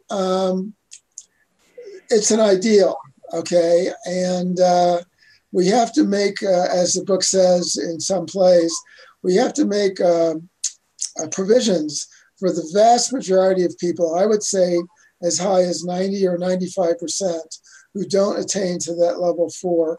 And we have to be able to support those people in a way that is still healthy in some form.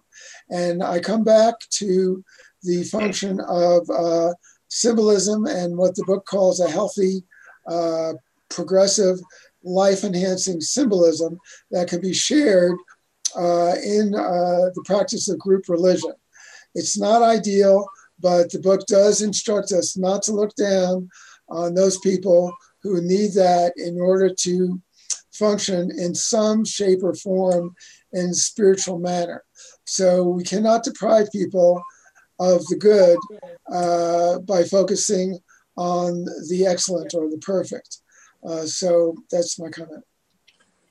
I'm sorry, I'm going to deviate from my statement of a general practice and have a brief follow-up directed toward you, Stephen. Would you say that these percentages are fluid in the sense that over time there will be an increasing percentage of human beings who may be able to attain to level 4?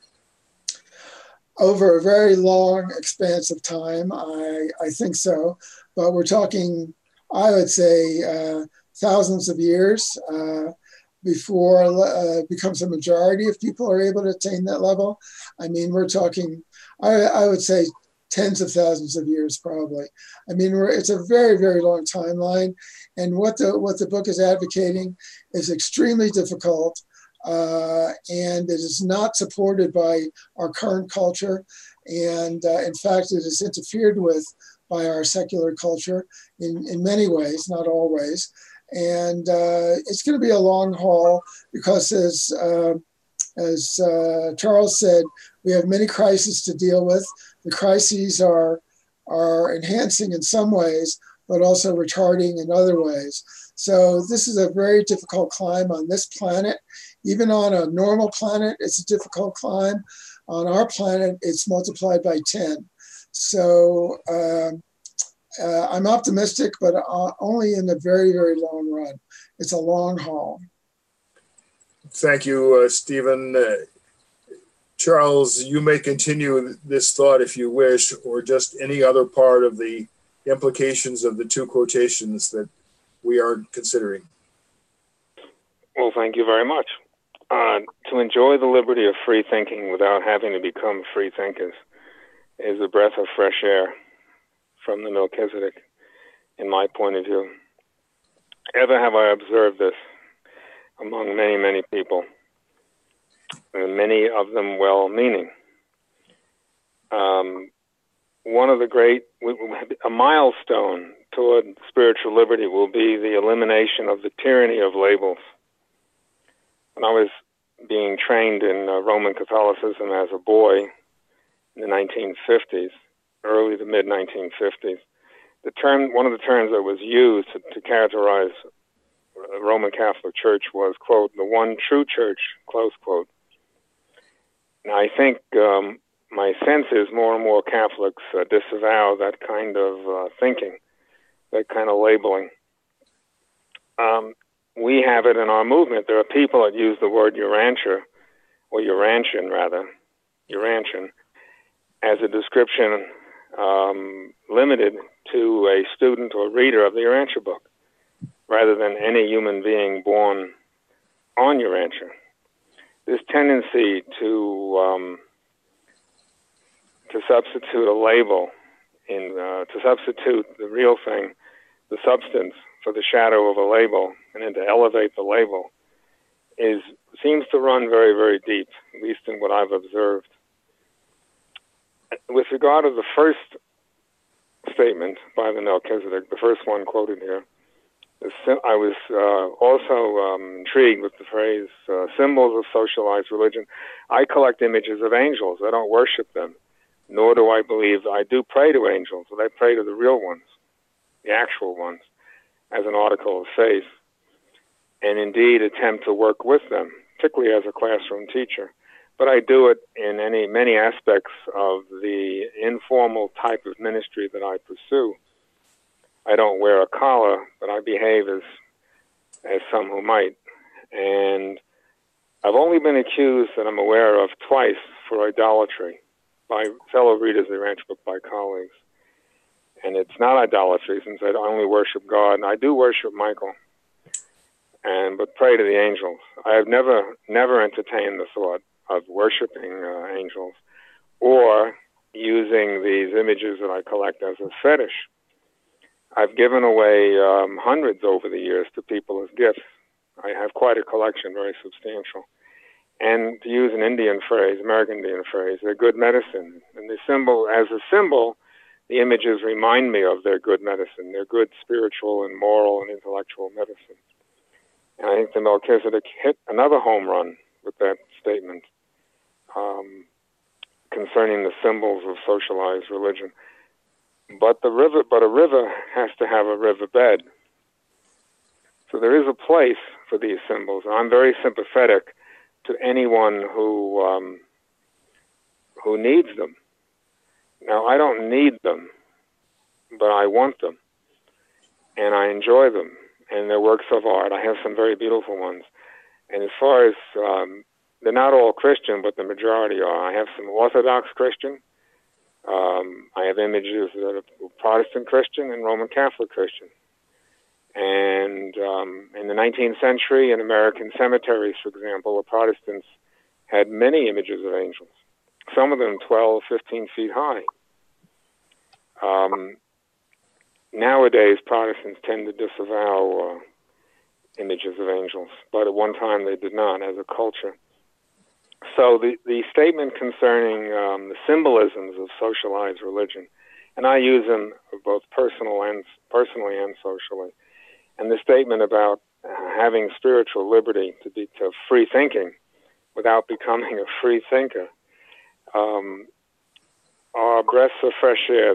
It's a great relief to read statements like this, and from a Melchizedek no less, a great universe type of figure. Why else would one bestow himself upon us in a rescue mission of monotheism? So I have a lot of respect for the Melchizedeks. They fascinate me. I even have some images of them. I collect them. Incidentally, just a little footnote, if I may, I'll try to be quick. I have hundreds and hundreds of images of angels in all kinds of media. In my entire collection of images of Melchizedek, I have less than 20, about 18 or 19. I can find 300 images of angels to maybe one of a Melchizedek. And they're very, very rare. And most Catholics, and most Christians rather, that I've talked to, and Jews that I've talked to, either don't know him at all, they draw a blank, unlike Mormons, but they draw a blank, or they've given him no thought, even though he's described in the book of Hebrews as not being born of woman, if I recall that language, and the book of Genesis. He's described at least in 2 books in the Bible. It's curious to me. And I'm not surprised that it will be a Melchizedek who would talk about the functionality of symbols of socialized religion and the avoidance of the tyranny of labels. Thank you. Thank you, Bob. It's your turn for any comments that you would like to make about these 2 paragraphs or any element in them. Sure. Thank you, Neil. First of all, let me just make a very interesting note, an ironic note maybe. Steve, when you read 8776 about the symbols earlier, I had it on my screen because I thought that it was an appropriate one. So, kindred mind there. You were talking about. Well, you read here. I'll just go ahead and read it again. Regardless of the drawbacks and handicaps, every new revelation of truth has given rise to a new cult, and even the restatement of the religion of Jesus must develop a new and appropriate symbolism. Modern man must find some adequate symbolism for his new and expanding ideas, ideals, and loyalties. And here we are, we're kind of looking at these 2 paragraphs. We're coming back to symbolism again. And I'm going to stick with what George started, because I think that we're all kind of reaching into these 4 steps. I guess there's steps, starting with common authority, and getting to the step 4, which is breaking the cultural bondage. Steve, I was a little surprised that you had said it's going to take thousands of years and it's a long haul after you were talking about the millennials, because I was shaking my head, nodding my head, not shaking, sorry, nodding my head saying, yeah, I see that there's almost like a speciation occurring with with these millennials. For various things. The learning mechanisms are changing, for example, and we are providing through this YouTube mechanism something that doesn't have to be read, but those that will see this at some point in the future will say, either those guys didn't know what they were talking about, or, oh, but yeah, that diversity there, and they were very pluralistic about their diversity, and they've allowed these things for us to think about, and then go back and read the paragraphs and start to think about these sorts of complex cosmic thoughts. Charles, I focused on the second paragraph, as you did, about the religious group being able to enjoy the liberty of free thinking without having to become free thinkers. And it takes me right back to breaking the cultural bondage. And I may not see that breaking of the cultural bondage as taking so long, but I'd have to think about that a little bit more. So you give me something to think about there, Steve. But I do see that this is a paradox. Let me read what I think a paradox is.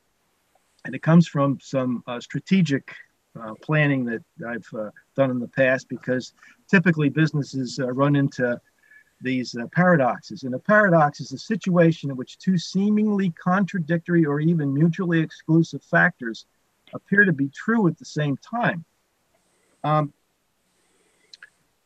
Actually, both of these paragraphs display paradoxes. And Neil, you had said up in the first paragraph up there that there were profound paradoxes of the birthmarks. I think that what we're seeing and what the Melchizedeks tend to do to us is they present these paradoxes to us that we have to kind of work out, because they both seem to be true at some point.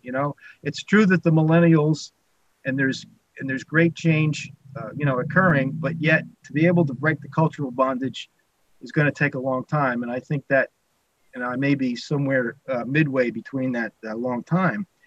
But the paradox in the liberty of free thinking without becoming free thinkers, and for those of you that don't have the book in front of you, free thinkers is in quotation marks. And for a long time, I've thought, why did they put that in quotation marks? Well, it's because the paradox is that even though you're breaking the cultural bondage and you're becoming a free thinker, you'll become the object of that free thinking, where you're developing a personal creed that will inhibit you for faith and spiritual growth. So there's, we're just looking at a number of paradoxes here. But one other point, going back to the first paragraph, where the symbols of socialized religion are not to be despised. I can't say this any better than David Cantor did in 2003. But when I was taking a look at that paragraph, I remember reading, it was in the Herald in 2003 by David Cantor. It was called Safeguarding the Symbols of Urantian Faith. And I just want to read one paragraph here, because I can't say it any better than he's written this. The symbol may be understood as that which occupies mind as it begins to make the transit from thought to worship. In various cultures, these sacred symbols may take an almost endless variety of forms, from dance to passages contained in the sacred text to other things. The symbol mediates, and here's the part that I highlighted, the symbol mediates the presence of the divine to the mortal mind, but the symbol is transcended once consciousness embraces the reality to which the symbol points. I'm not sure that we've got those symbols yet, but I'm kind of thinking of these interesting events like the Burning Man event, for example. That almost sounds to me like it's a cult that's got symbolism written all over it. I'm not saying that's a religious movement, but it sure is a free thinking movement, without any doubt. And the symbolism that's coming out of that is certainly free thinking.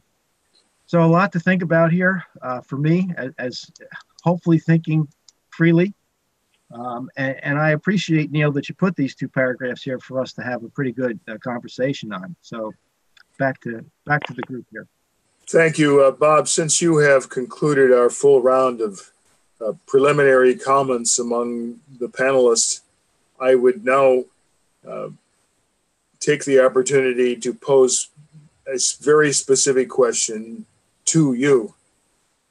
Much of the discussion, including yours, focused on the sentence in parentheses at the end of the first quotation, which reads, "The symbols of socialized religion are not to be despised as channels of growth." And I think there's been a wide range of support for that, which I certainly share. But my question has to do with the rest of the sentence, albeit the riverbed is not the river. Now, maybe this is a paradox of fulfilling the criterion that you gave earlier, but how do you interpret those words, albeit the riverbed is not the river? Yeah, that's a very interesting sentence. And for years, where we've read that sentence in reading groups, I scratched my head. And in preparing for this, I took a good look at this and thought, okay, some of the symbols of what are some of the symbols of socialized religion? You go back to Moses, and what he was trying to do was to move the symbol of the golden calf, for example, because that was the symbol of their religious, affiliation, the Bedouins that he was trying to move out of the trying to move them to the promised land. And going forward, in various cultures, the headdress, the cross itself, the fish, all of these are symbols of the socialization of the religion that we walk in the shoulders of these giants. Omalama Thotin, with his breath giver, totems. Those are symbols that we shouldn't despise them, because we're here because of them, and we're here thinking of them. Now the comma, albeit the riverbed is not the river. No, that as I read from David Cantor's, and that's why I went to David Cantor's paragraph there. And David has 6 other characteristics, but I think that paragraph sort of epitomizes this, albeit the riverbed is not the river. The river is the spiritual growth. The river is that transcended thought that moves us from thought to worship. So those symbols are dotted along the riverbed, and sometimes this river will actually create a new riverbed. And I think that's what has to happen to get to this 4th level that George brought up in his when he did that the first time. Over. Thank you, George. I'm going to pass you the same question. Please interpret the words, albeit the riverbed is not the river. I agree with what Bob said, with the spirit of what he said. Symbol is an intellectual construct, something we can see, something we can hear, perhaps something we can touch, but its value is as a container of spiritual, it's a spiritual container. So the value isn't in the symbol, it's in what the symbol contains. And that's, to me, as I interpret that sentence, the riverbed is the symbol, and what it contains is something spiritual, which, and I guess really in the context of that sentence, they're really talking about spiritual growth. So the symbol that the symbols of organized religion provide, instead of channel, perhaps provide a guidance about that assists spiritual growth or religious growth of the spirit. So that's how I interpret it. Thank you. Charles, once again, the same question. I'll read the whole sentence. The symbols of socialized religion are not to be despised as channels of growth, albeit the riverbed is not the river. Your turn. Well, first treat it as a metaphor. Excuse me. An example of the river would be the fruits of the Spirit. Or various myriad of rituals and symbols and other forms would be the riverbed. The river is primary, however, in the metaphor, as a metaphor. The riverbed is secondary. Riverbeds are formed by rivers. And at times, to continue the metaphor, a river will change. It'll abandon the riverbed and form a new one. In China once, the Yellow River traveled hundreds of miles at certain points. It went tremendous distance and altered the topography accordingly. So the fruits of the Spirit would inform the soul and the mind, or the mind and the soul and the heart. And in doing that, such an individual or group might then choose more higher forms of rituals and symbols.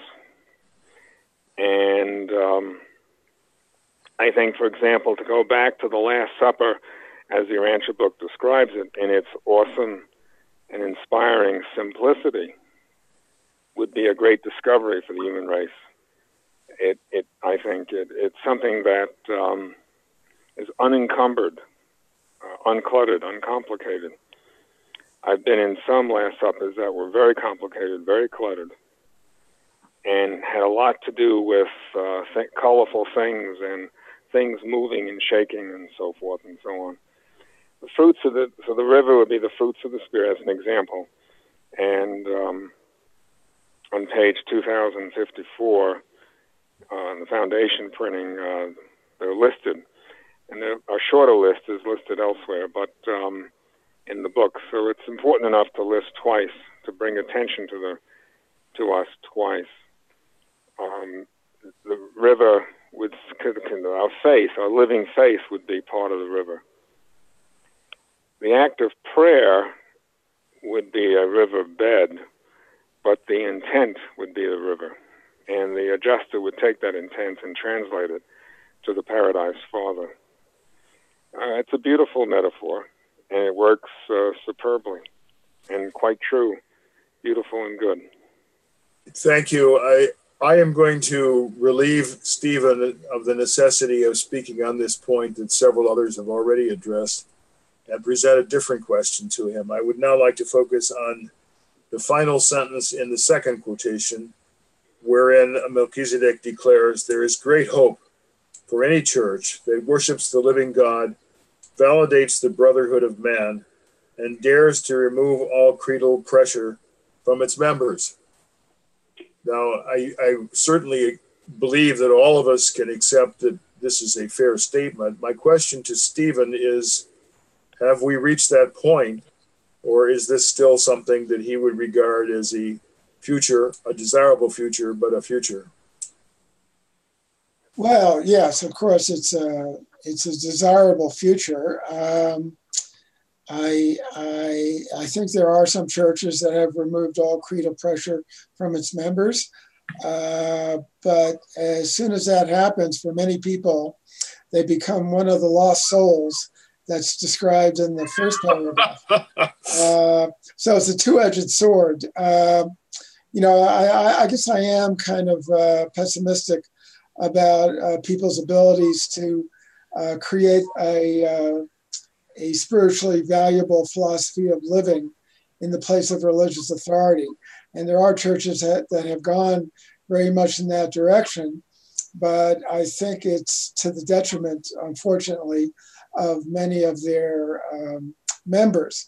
So there's no great solution right now, not because churches are good or bad in themselves, but it's just the amount of progress we've made in human evolution on this planet, being an Agadonter type planet. Creedal pressure, I think, or guidance, I would call it creedal guidance, or some kind of guidance. Sorry about my phone.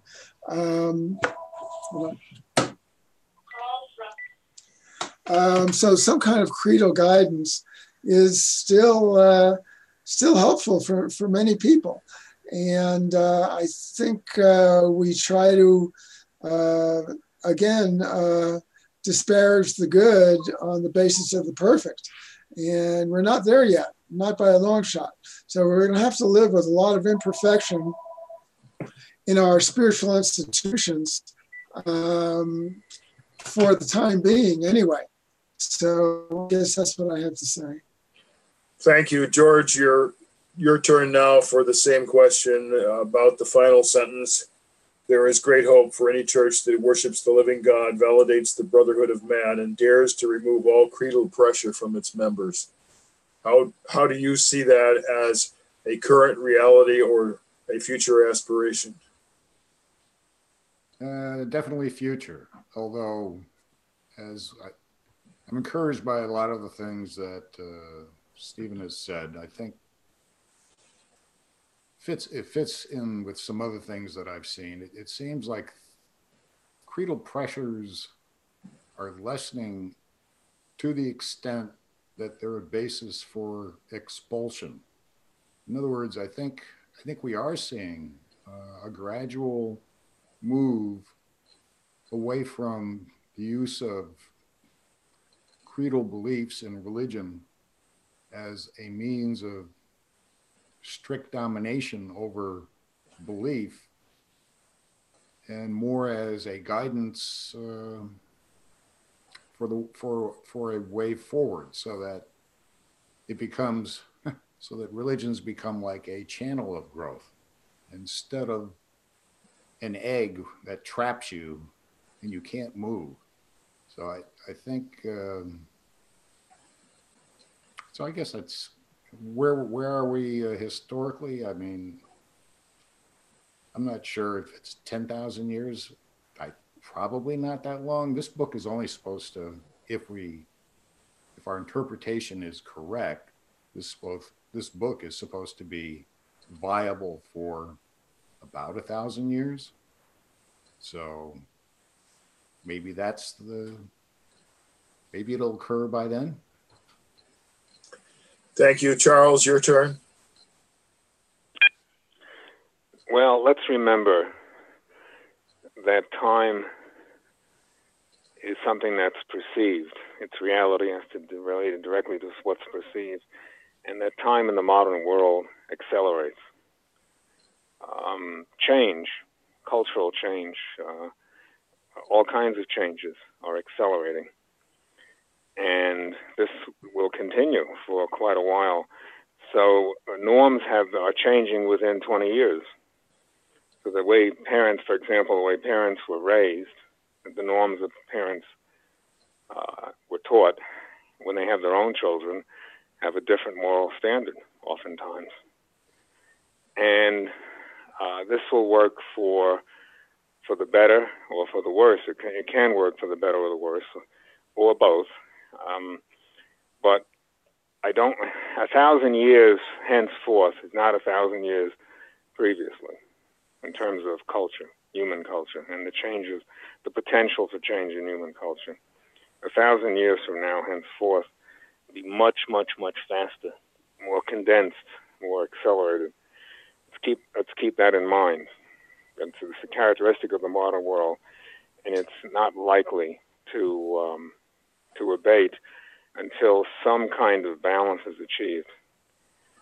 Between ethics and science, religion and philosophy, religion and science, and so forth and so on. What this means for religion is that the potential of norms changing,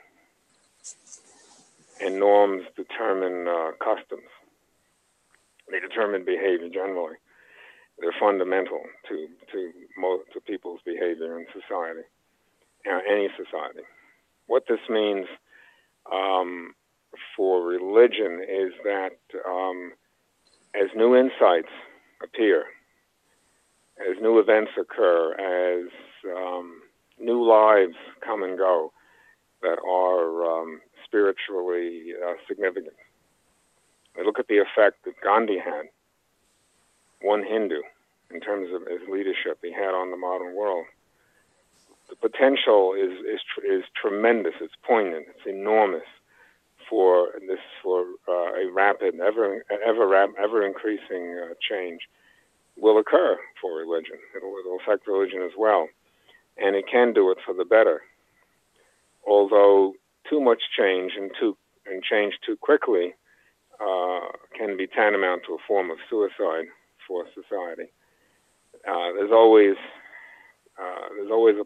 the problem of having excess, either understating or overstating.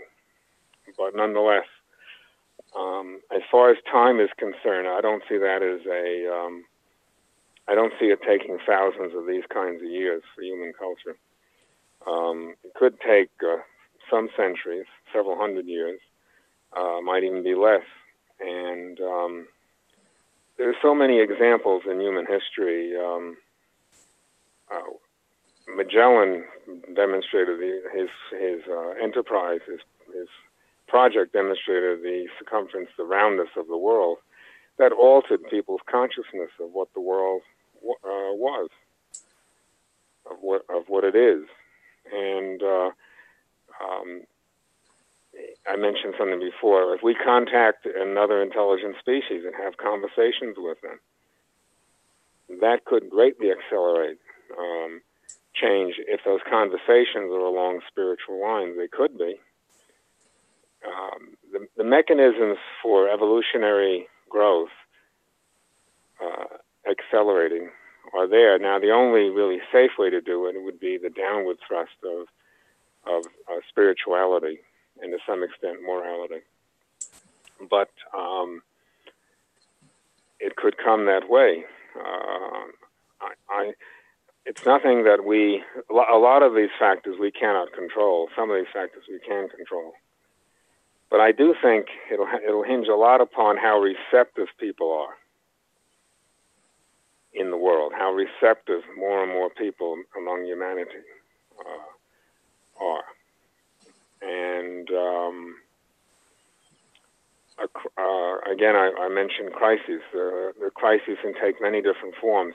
Contacting another civilization would produce a crisis because it would alter the identification.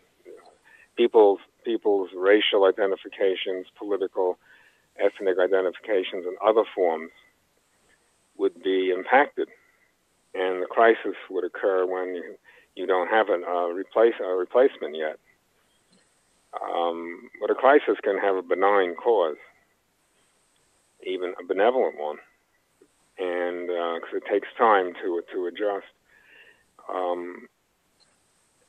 I don't think that time is. It's not going to go at the pace of life today that we live in. It'll very likely, if history holds, be faster.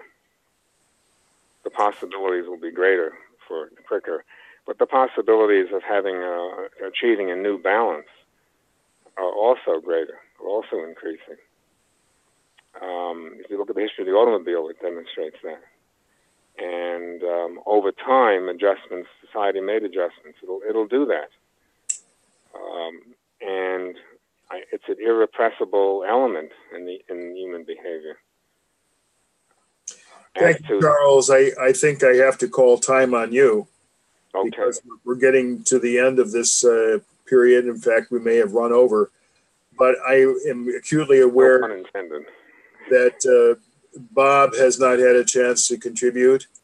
I joked with Doreen in a previous webinar that she was going to have the final opportunity to speak because men have the common view that a woman always wants to have the last word. Since we don't have any woman here today, it will be Bob who has the last word. Thank you, Bob. Thanks, Neil. It's tough going last sometimes. After you hear all this discussion, my mind is filled with a whole lot of thoughts. I'll try to make it very simple here. There's three parts to this. Any church that worships the living God, I'm going to hold that off, validates the brotherhood of man. Those two factors I see as the supreme being, and I'll hold that discussion off for some later time because I think that going back to what true worship is and what we really understand about brotherhood, I think that's how that relates. But I do want to just finish up with dares to remove all creedal pressure from its members. And the more I thought about that, it's not removing the creeds, but it's removing creedal pressure. Well, how do you do that? And I was thinking about, Neil, I mentioned this to you last night about the Abilene paradox. When Honeywell went to an enormous quality program, they spent millions of dollars to train everybody in the Crosby quality method. The very first video that they showed was the Abilene Paradox. And what is it?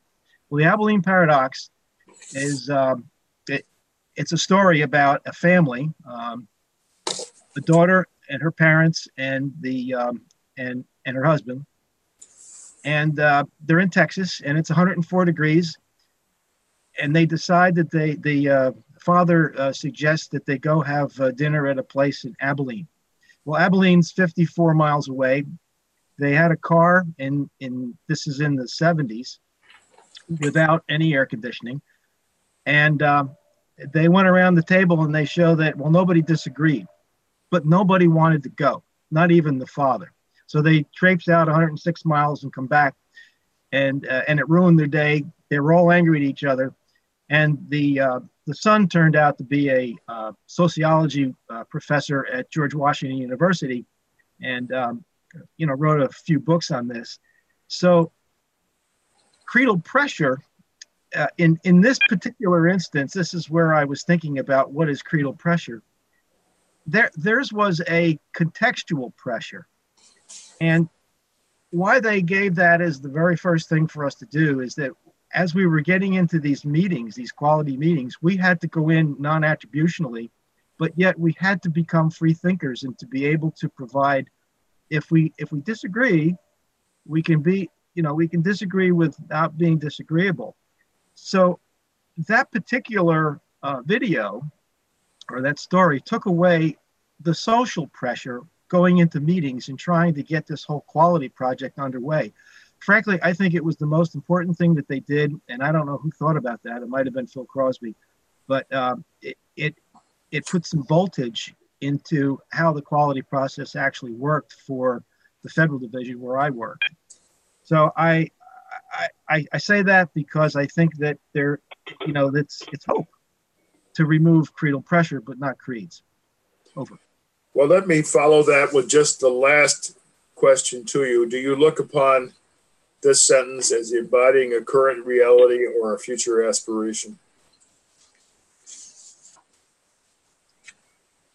I think there might be places, very small pockets, where these three elements are emerging from the cocoon, but it's definitely future. Is it as far as what Steve said, thousands of years? I hope not, Steve. Okay, thank you. I think now we can anticipate the future of next week's webinar. I've enjoyed this one. We have gotten many interesting comments in many diverse directions. Our discussion has been quite varied. Next week, we will continue with page 3 of Romani Ta, the topic of entanglement of church and state, which is essentially the concluding pages of that document. Thank you very much, gentlemen. Goodbye until next week. Thank you, Neil. So long, everybody. Bye-bye. Adios. Bye-bye.